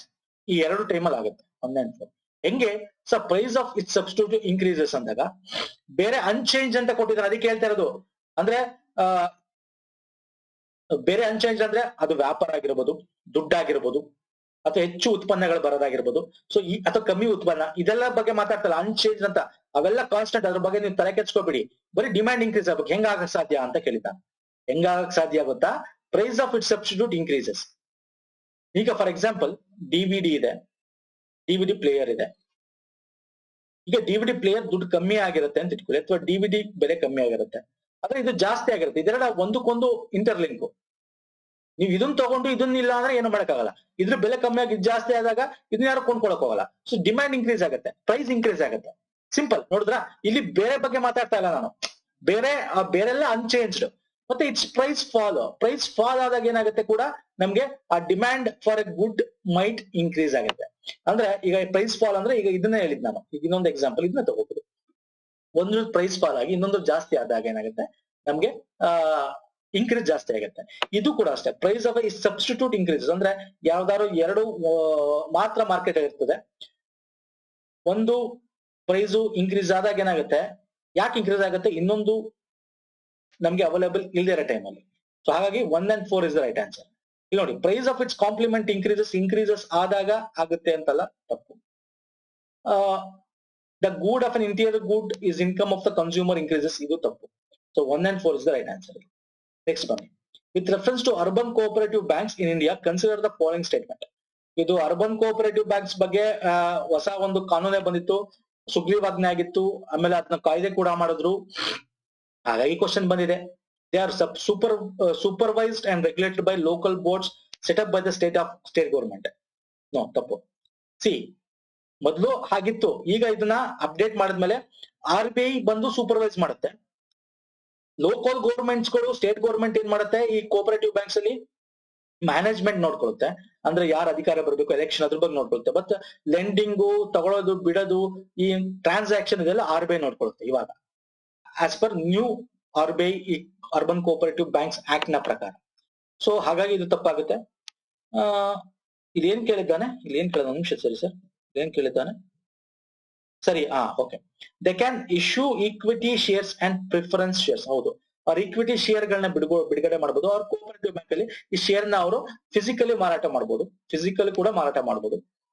They were brought under the Preview of Banking Regulation Act 1949 through the Amendment 1966. Yes, correct. So ಹಾಗಾಗಿ 2 and 3 is the right answer. Okay, 2 and 3 is the right answer. Next one. Indian government bond yields are influenced by which of the following? ಅಂದ್ರೆ ಈ bond ಗಳು ಇರ್ತಾವಲ್ಲ, ನಾವು Indian government bond ಗಳು, ಅದರ ಒಂದು yield ಅಂದ್ರೆ ಅದರ ಇಂಟ್ರೆಸ್ಟ್ ರೇಟ್ಸ್ ಡೆವಲಪ್ ಆಗೋದು ಯಾವ್ದ್ರ ಮೇಲೆ ಡಿಪೆಂಡ್ ಆಗಿರುತ್ತೆ ಅಂತ. ಗವರ್ಮೆಂಟ್ ಬಾಂಡ್ಸ್ ಗಳು. Action of the United States Federal Reserves. Yes, this is right answer. Action of Reserve Bank of India. Yes. Inflation and short term interest rates. ಇಲ್ಲಿ ಎಲ್ಲಾನು ಕೂಡ correct ನೋಡಿ, ಆಪ್ಷನ್ ಡಿ. ಸಾರಿ, ಎಲ್ಲ ಕೂಡ correct. ಹೆಂಗೆ sir? ಈಗ simple sir, ಒಂದು bond ಬಿಟ್ಟಿರ್ತಾರೆ ಸರ್, ನಾವು ತಗೊಂಡಿರ್ತೀವಿ ಥ್ರೂ ಶೇರ್ಸ್ ಅಲ್ಲಿ. ಅದ್ರದ್ದು ಹೆಂಗೆ ಅದ್ರ ಇಂಟ್ರೆಸ್ಟ್ ರೇಟ್ಸ್ ಹೆಂಗಾಗತ್ತೆ ಅಂತ ನೋಡೋದಾದ್ರೆ, ಈಗ ಫಾರಿನ್ ಇಂದ ಇನ್ವೆಸ್ಟ್ ಮಾಡಿರೋರು ವಾಪಸ್ ತಗೊಂಡ್ಬಿಟ್ರೆ ಅವರು ಇನ್ವೆಸ್ಟ್ಮೆಂಟ್ ನ, ಆಗ ಇದ್ರದ್ದು ಈಲ್ಡ್, ಅದರ ಒಂದು ಬರ್ತಕ್ಕಂತ ಬಾಂಡ್ ಇಂದ ಬರ್ತಕ್ಕಂತ ಅಮೌಂಟ್ ಇಂಟ್ರೆಸ್ಟ್ ಕಮ್ಮಿ ಆಗುತ್ತೆ. ಅದಕ್ಕೆ ಇದು correct. Action of reserve bank of India. ಹೌದು, reserve bank of India action ಕೂಡ ಯಾವಾಗ ದುಡ್ಡು ಹರಿವಿರುತ್ತೆ, ಕಮ್ಮಿ ಇರುತ್ತೆ, ಸೊ ಅದು ನೋಡ್ಕೊಂಡು ಅವರು ತಗೊಂಡಾಗ ಅದ್ರ ವ್ಯಾಲ್ಯೂ ಕಮ್ಮಿ ಆಗುತ್ತೆ. ಅಂದ್ರೆ ತುಂಬಾ ಆಗಲ್ಲ, ಬಟ್ ಕಮ್ಮಿ ಆಗುತ್ತೆ, ಎಫೆಕ್ಟ್ ಆಗುತ್ತೆ. Inflation and short term interest. ಹೌದು, ಶಾರ್ಟ್ ಟರ್ಮ್ ಇಂಟ್ರೆಸ್ಟ್ ಆಗುತ್ತೆ. ಹಾಗೆ 1, 2, 3 ಇಸ್ ದ ರೈಟ್ ಆನ್ಸರ್. ಅಂತ ಕ್ವಶನ್ ಕೇಳಿದನ್ ಸರ್, ಸೂಪರ್ ಕ್ವಶನ್ ಇದು. ನೆಕ್ಸ್ಟ್ ಬನ್ನಿ. Consider the following. Foreign currency convertible bonds ಇದೆ. Okay. Foreign institutional investment with certain conditions ಇದೆ. Okay. ಅಂದ್ರೆ ಕನ್ವರ್ಟಬಲ್ ಬಾಂಡ್ಸ್ ಅಂದ್ರೆ ಫಾರಿನ್ ಕರೆನ್ಸಿಗೆ ನಮ್ಮ ಬಾಂಡ್ಸ್ ಕನ್ವರ್ಟ್ ಮಾಡ್ತೀವಲ್ಲ, ಮಸಾಲಾ ಬಾಂಡ್ ಎಲ್ಲ ಇದೆಯಲ್ಲ, ನಾವು ಫಾರಿನ್ ಮಸಾಲಾ ಬಾಂಡ್ ನಮ್ಮ ಇಂಡಿಯನ್ದು. ಓಕೆ. ಬೇರೆ ಬೇರೆ ಬಾಂಡ್ಸ್ ಗಳಿವೆಯಲ್ಲ. Foreign institution investment with certain conditions, global depository receipts, non resident external deposits. ತುಂಬಾ ಇಂಪಾರ್ಟೆಂಟ್ ಕ್ವಶನ್, ತುಂಬಾ ಡೀಪ್ ಆಗಿ ಕೇಳ್ಬಿಟ್ಟಿದ್ದಾನೆ. ಬಾಂಡ್ಸ್ ಗಳ ಬಗ್ಗೆ, ರೆಸಿಪ್ಟ್ ಗಳ ಬಗ್ಗೆ ಎಲ್ಲ ಕೇಳ್ಬಿಟ್ಟಿದ್ದಾನೆ. ಇಲ್ಲಿ ಯಾವುದು ಕರೆಕ್ಟ್ ಆನ್ಸರ್ ಅಂತ. Which of the above can be included in the foreign direct investment. FDI ಏನ್ ಮಾಡ್ತಾರೆ ಸರ್, ವಿದೇಶಿ ನೇರ ಬಂಡವಾಳ, ಅದರಲ್ಲಿ ಇವೆಲ್ಲ ಇದೆಯಾ ಅಂತ ಕೇಳಿದ್ದಾರೆ. ಹೌದು sir, foreign currency convertible bonds ಕೂಡ ಇನ್ವೆಸ್ಟ್ ಮಾಡಬಹುದು. ಫಾರಿನ್ ಇನ್ಸ್ಟಿಟ್ಯೂಷನಲ್ ಇನ್ವೆಸ್ಟ್, FII ಅಂತ ಕರಿತೀವಿ, ಅವರು ಕೂಡ ಮಾಡಬಹುದು. Okay. Global depository receipt, GDR ಅಂತ ಕರಿತೀವಿ. ಹೌದು ಸರ್, ಅದ್ರ ಮುಖಾಂತರ ಕೂಡ FDI ಮುಖಾಂತರ ಇದನ್ನು ಕೂಡ ಇನ್ವೆಸ್ಟ್ ಮಾಡಬಹುದು. ಎಲ್ಲ ಕರೆಕ್ಟ್ ಇಲ್ಲಿ. ಓಕೆ. ಎಲ್ಲ ಅಂದ್ರೆ 1, 2, 3 ಕರೆಕ್ಟ್. ನಾನಲ್ಲ, 4ನೇದಲ್ಲ, 1, 2, 3 correct. Non resident external deposit ಇದು ತಪ್ಪು. ಎಕ್ಸ್ಟರ್ನಲ್ ಡೆಪಾಸಿಟ್ ಅಂತಂದ್ರೇನು, ಹೊರಗಡೆ ಡೆಪಾಸಿಟ್ ಇರ್ತದೆ ಎಕ್ಸ್ಟರ್ನಲ್, ನಾನ್ ರೆಸಿಡೆಂಟ್ ಅವರು. ಓಕೆ. ಸೊ ಅದಕ್ಕೂ ಸಂಬಂಧ ಇಲ್ಲ. So 1, 2, 3 is the right answer. Next ಬನ್ನಿ. Consider the following statements. The effect of devaluation of a currency is that is necessarily, ಅಂದ್ರೆ ನಮ್ಮ ಕರೆನ್ಸಿಯ ವ್ಯಾಲ್ಯೂನ ಕಮ್ಮಿ ಮಾಡ್ಬೇಕಂದ್ರೆ ಏನ್ ನೆಸೆಸರಿ ಅಂತ ಕೇಳಿದ. Improve the competitiveness of the domestic exports in the foreign market. Okay. Increase the foreign value of the domestic currency, ಅಂದ್ರೆ ನಮ್ಮ ಕರೆನ್ಸಿ, ನಮ್ಮ ಹಣದ ಫಾರಿನ್ ವ್ಯಾಲ್ಯೂನ, ನಮ್ಮ ಹಣದ ವ್ಯಾಲ್ಯೂನ ಇನ್ಕ್ರೀಸ್ ಮಾಡ್ಬೇಕು ಅಂತ. ಇಂಪ್ರೂವ್ ದ ಟ್ರೇಡ್ ಬ್ಯಾಲೆನ್ಸ್, ನಮ್ಮ ಟ್ರೇಡ್ ಬ್ಯಾಲೆನ್ಸ್ ಅಂದ್ರೆ ವ್ಯಾಪಾರ, ಇಂಪೋರ್ಟ್ ಎಕ್ಸ್ಪೋರ್ಟ್ ನ ಇಂಪ್ರೂವ್ ಮಾಡಿದ್ರೆ ನಮ್ಮ ವ್ಯಾಲ್ಯೂ ಏನಾಗುತ್ತೆ, ಡಿವ್ಯಾಲ್ಯೂಯೇಷನ್ ಆಗುತ್ತೆ ಅಂತ ಕೊಟ್ಟಿದ್ದಾನೆ. ಸೊ ಅದಕ್ಕೂ ಸಂಬಂಧವಿಲ್ಲ. ಇಲ್ಲಿ ನೋಡಿ, ಮೊದಲನೇ ಆಪ್ಷನ್ ನೋಡಿ, improve the competitiveness domestic exports in the foreign market. Okay. So option 1 ಅಲ್ವಾ? Option 1. Yes, option 1 is the right answer. ಹೆಂಗೆ ಸರ್? ಇದು ಸಂಬಂಧ ಇಲ್ಲ. Foreign value domestic currency increase ಆದ್ರೆ ಇನ್ಕ್ರೀಸ್ ಆಗುತ್ತೆ, ಡಿವ್ಯಾಲ್ಯೂಯೇಷನ್ ಅಂದ್ರೆ ಕಮ್ಮಿ ಆಗಕ್ಕೆ ಚಾನ್ಸ್ ಇಲ್ಲ. ಸೊ ಆಟೋಮ್ಯಾಟಿಕ್ ಆಗಿ 2, 3 ಗಾನ್ ಆಯ್ತು. ಎಲ್ಲೆಲ್ಲಿ 2, 3 ಇದೆ ಎಲ್ಲ ಗಾನು. ಸೊ ಉಳಿದಿದ್ದು ಒಂದೇ, option 1 is the right answer. Okay. Next ಬನ್ನಿ. Which of the following effects of creations of black money in India has been main cause of the worry to the government of India? ಅಂದ್ರೆ ಈ ಕಪ್ಪು ಹಣ ಯಾವ ಕಾರಣದಿಂದ ಆಗುತ್ತಲ್ಲ, ಕೆಳಗಿನ ಆಪ್ಷನ್ಗಳಲ್ಲಿ ಇದು government ಗೆ ತುಂಬಾ ಒಂಥರ ಹೊರೆ, ಮತ್ತೆ ಅದ್ರ ಬಗ್ಗೆ ತುಂಬಾ ಚಿಂತನೆ ಇದೆ ಅಂತ ಕೇಳಿದ್ದಾನೆ. ಯಾವ ಕಾರಣದಿಂದ ಬ್ಲಾಕ್ ಮನಿ ಅದವು? Diversion of resources to the purchase of real estate and investment in luxury housing. Black ಮನಿನ ಇನ್ಶೂರೆನ್ಸ್, ಲಕ್ಸುರಿ ಹೌಸಿಂಗ್ ಇನ್ವೆಸ್ಟ್ ಮಾಡಿದ್ರೆ ಇದು ಸರ್ಕಾರಕ್ಕೆ ಒಂದ್ ರೀತಿ ತಲೆನೋವಾಗಿದೆ ಅಂತಾರ? ಇಲ್ಲ ಸರ್, ಇಲ್ಲಿ ಬ್ಲಾಕ್ ಮನಿ ಇನ್ವೆಸ್ಟ್ ಮಾಡಿದ್ರು ನಿಮ್ಗೆ ಏನಾಗುತ್ತೆ, ದುಡ್ಡು ಜಾಸ್ತಿ ಬರುತ್ತೆ, ಹೊರ ಹರಿವಾಗುತ್ತೆ, ಜಾಬ್ ಸಿಗುತ್ತೆ. ಹಾಗಾಗಿ ಇದಲ್ಲ. Investment in unproductive activities and purchase of precious stones. Again ಸ್ಟೋನ್ಗಳು, ಜ್ಯುವೆಲರಿ ಕಳೆದ್ರೆ ದುಡ್ಡು ಹರಿವಾಗುತ್ತೆ, ಅಲ್ಲಿ ಬೇರೆ ಬೇರೆ ಕೆಲಸ ಸಿಗುತ್ತೆ. ಹಾಗಾಗಿ ಇದು ಅಲ್ಲ. Large donation of political parties donation ನಾವು ಲೀಗಲ್ ಆಗಿ ಕೊಡಬೇಕು ಅಂತ ಆಗಿದೆ, ಅದಕ್ಕೂ ಸಂಬಂಧ ಇಲ್ಲ. Loss of revenue to the state exchequer due to tax evasion. This is the right answer. Tax ಕಟ್ಟದೇನೆ ಟ್ಯಾಕ್ಸ್ ಗೆ ಮೋಸ ಮಾಡೋದಿದೆಯಲ್ಲ, ಅಲ್ಲಿಂದ ಉಳಿತಾಯ ಆಗ್ತಕ್ಕಂಥ ಮನಿ ಇದೆಯಲ್ಲ, ಕಪ್ಪು ಹಣ ಆಗುತ್ತಲ್ಲ, ದಿಸ್ ಇಸ್ ವೆರಿ ಇಂಪಾರ್ಟೆಂಟ್. ಸರ್ಕಾರಕ್ಕೆ ಇದೇ ತಲೆನೋವಾಗಿರ್ತಕ್ಕಂಥದ್ದು. D is the right answer. Okay. Next ಬನ್ನಿ. Which of the following is likely to be the most inflationary in the its effect. Inflationary in its effect. Super question. Inflationary its effect ಇಂದ inflation ಯಾವಾಗ ಜಾಸ್ತಿ ಆಗುತ್ತೆ ಅಂತ. Repayment of public debate. Inflation ಜಾಸ್ತಿ ಆಗುತ್ತೆ, ಹಣದುಬ್ಬರ ಆಗುತ್ತಾ? ನಮ್ಮ ಪಬ್ಲಿಕ್ ಸಾರ್ವಜನಿಕ ಆಸ್ತಿಯ ಒಂದು ಹಣಕಾಸವನ್ನ ಅವರು ಮಾಡಿದಾಗ, ಏನು ಸಾಲವನ್ನ ಸರ್ಕಾರ ಮಾಡಿದಾಗ ಇನ್ಫ್ಲೇಷನರಿ ಆಗುತ್ತಾ, ಅಂದ್ರೆ ಹಣದುಬ್ಬರ ಆಗುತ್ತಾ? ಇಲ್ಲ. Borrowing from the public to finance to budget deficit. ಅಂದ್ರೆ ಹಣಕಾಸು ಕೊರತೆ ಆದಾಗ ಬಡ್ಜೆಟ್ಗೂ ಮತ್ತೆ ಅವ್ರ ಎಕ್ಸ್ಪೆಂಡಿಚರ್ಗೂ, ಎಕ್ಸ್ಪೆಂಡಿಚರ್ಗೂ, ಇನ್ಕಮ್ಗೂ ಎಕ್ಸ್ಪೆಂಡಿಚರ್ಗೂ ಅವರು ದುಡ್ಡು ತಗೋತೀವಿ, ಅದರಿಂದ ಹಣದುಬ್ಬರ ಆಗತ್ತಾ? ಇಲ್ಲ. Borrowing from the banks to finance a budget deficit. Borrowing ಅಂದ್ರೆ ಈಗ ಯಾವಾಗ RBI ಸರ್ಕಾರ ಬಾರೋ ಮಾಡುತ್ತೆ? ಒಂದು ಸರ್ಕಾರದಲ್ಲಿ ಸಾಲ ಇದ್ದಾಗ ಅದನ್ನ ಪೇ ಮಾಡುತ್ತೆ, ಅದರಿಂದ ಹಣದುಬ್ಬರ ಆಗಲ್ಲ.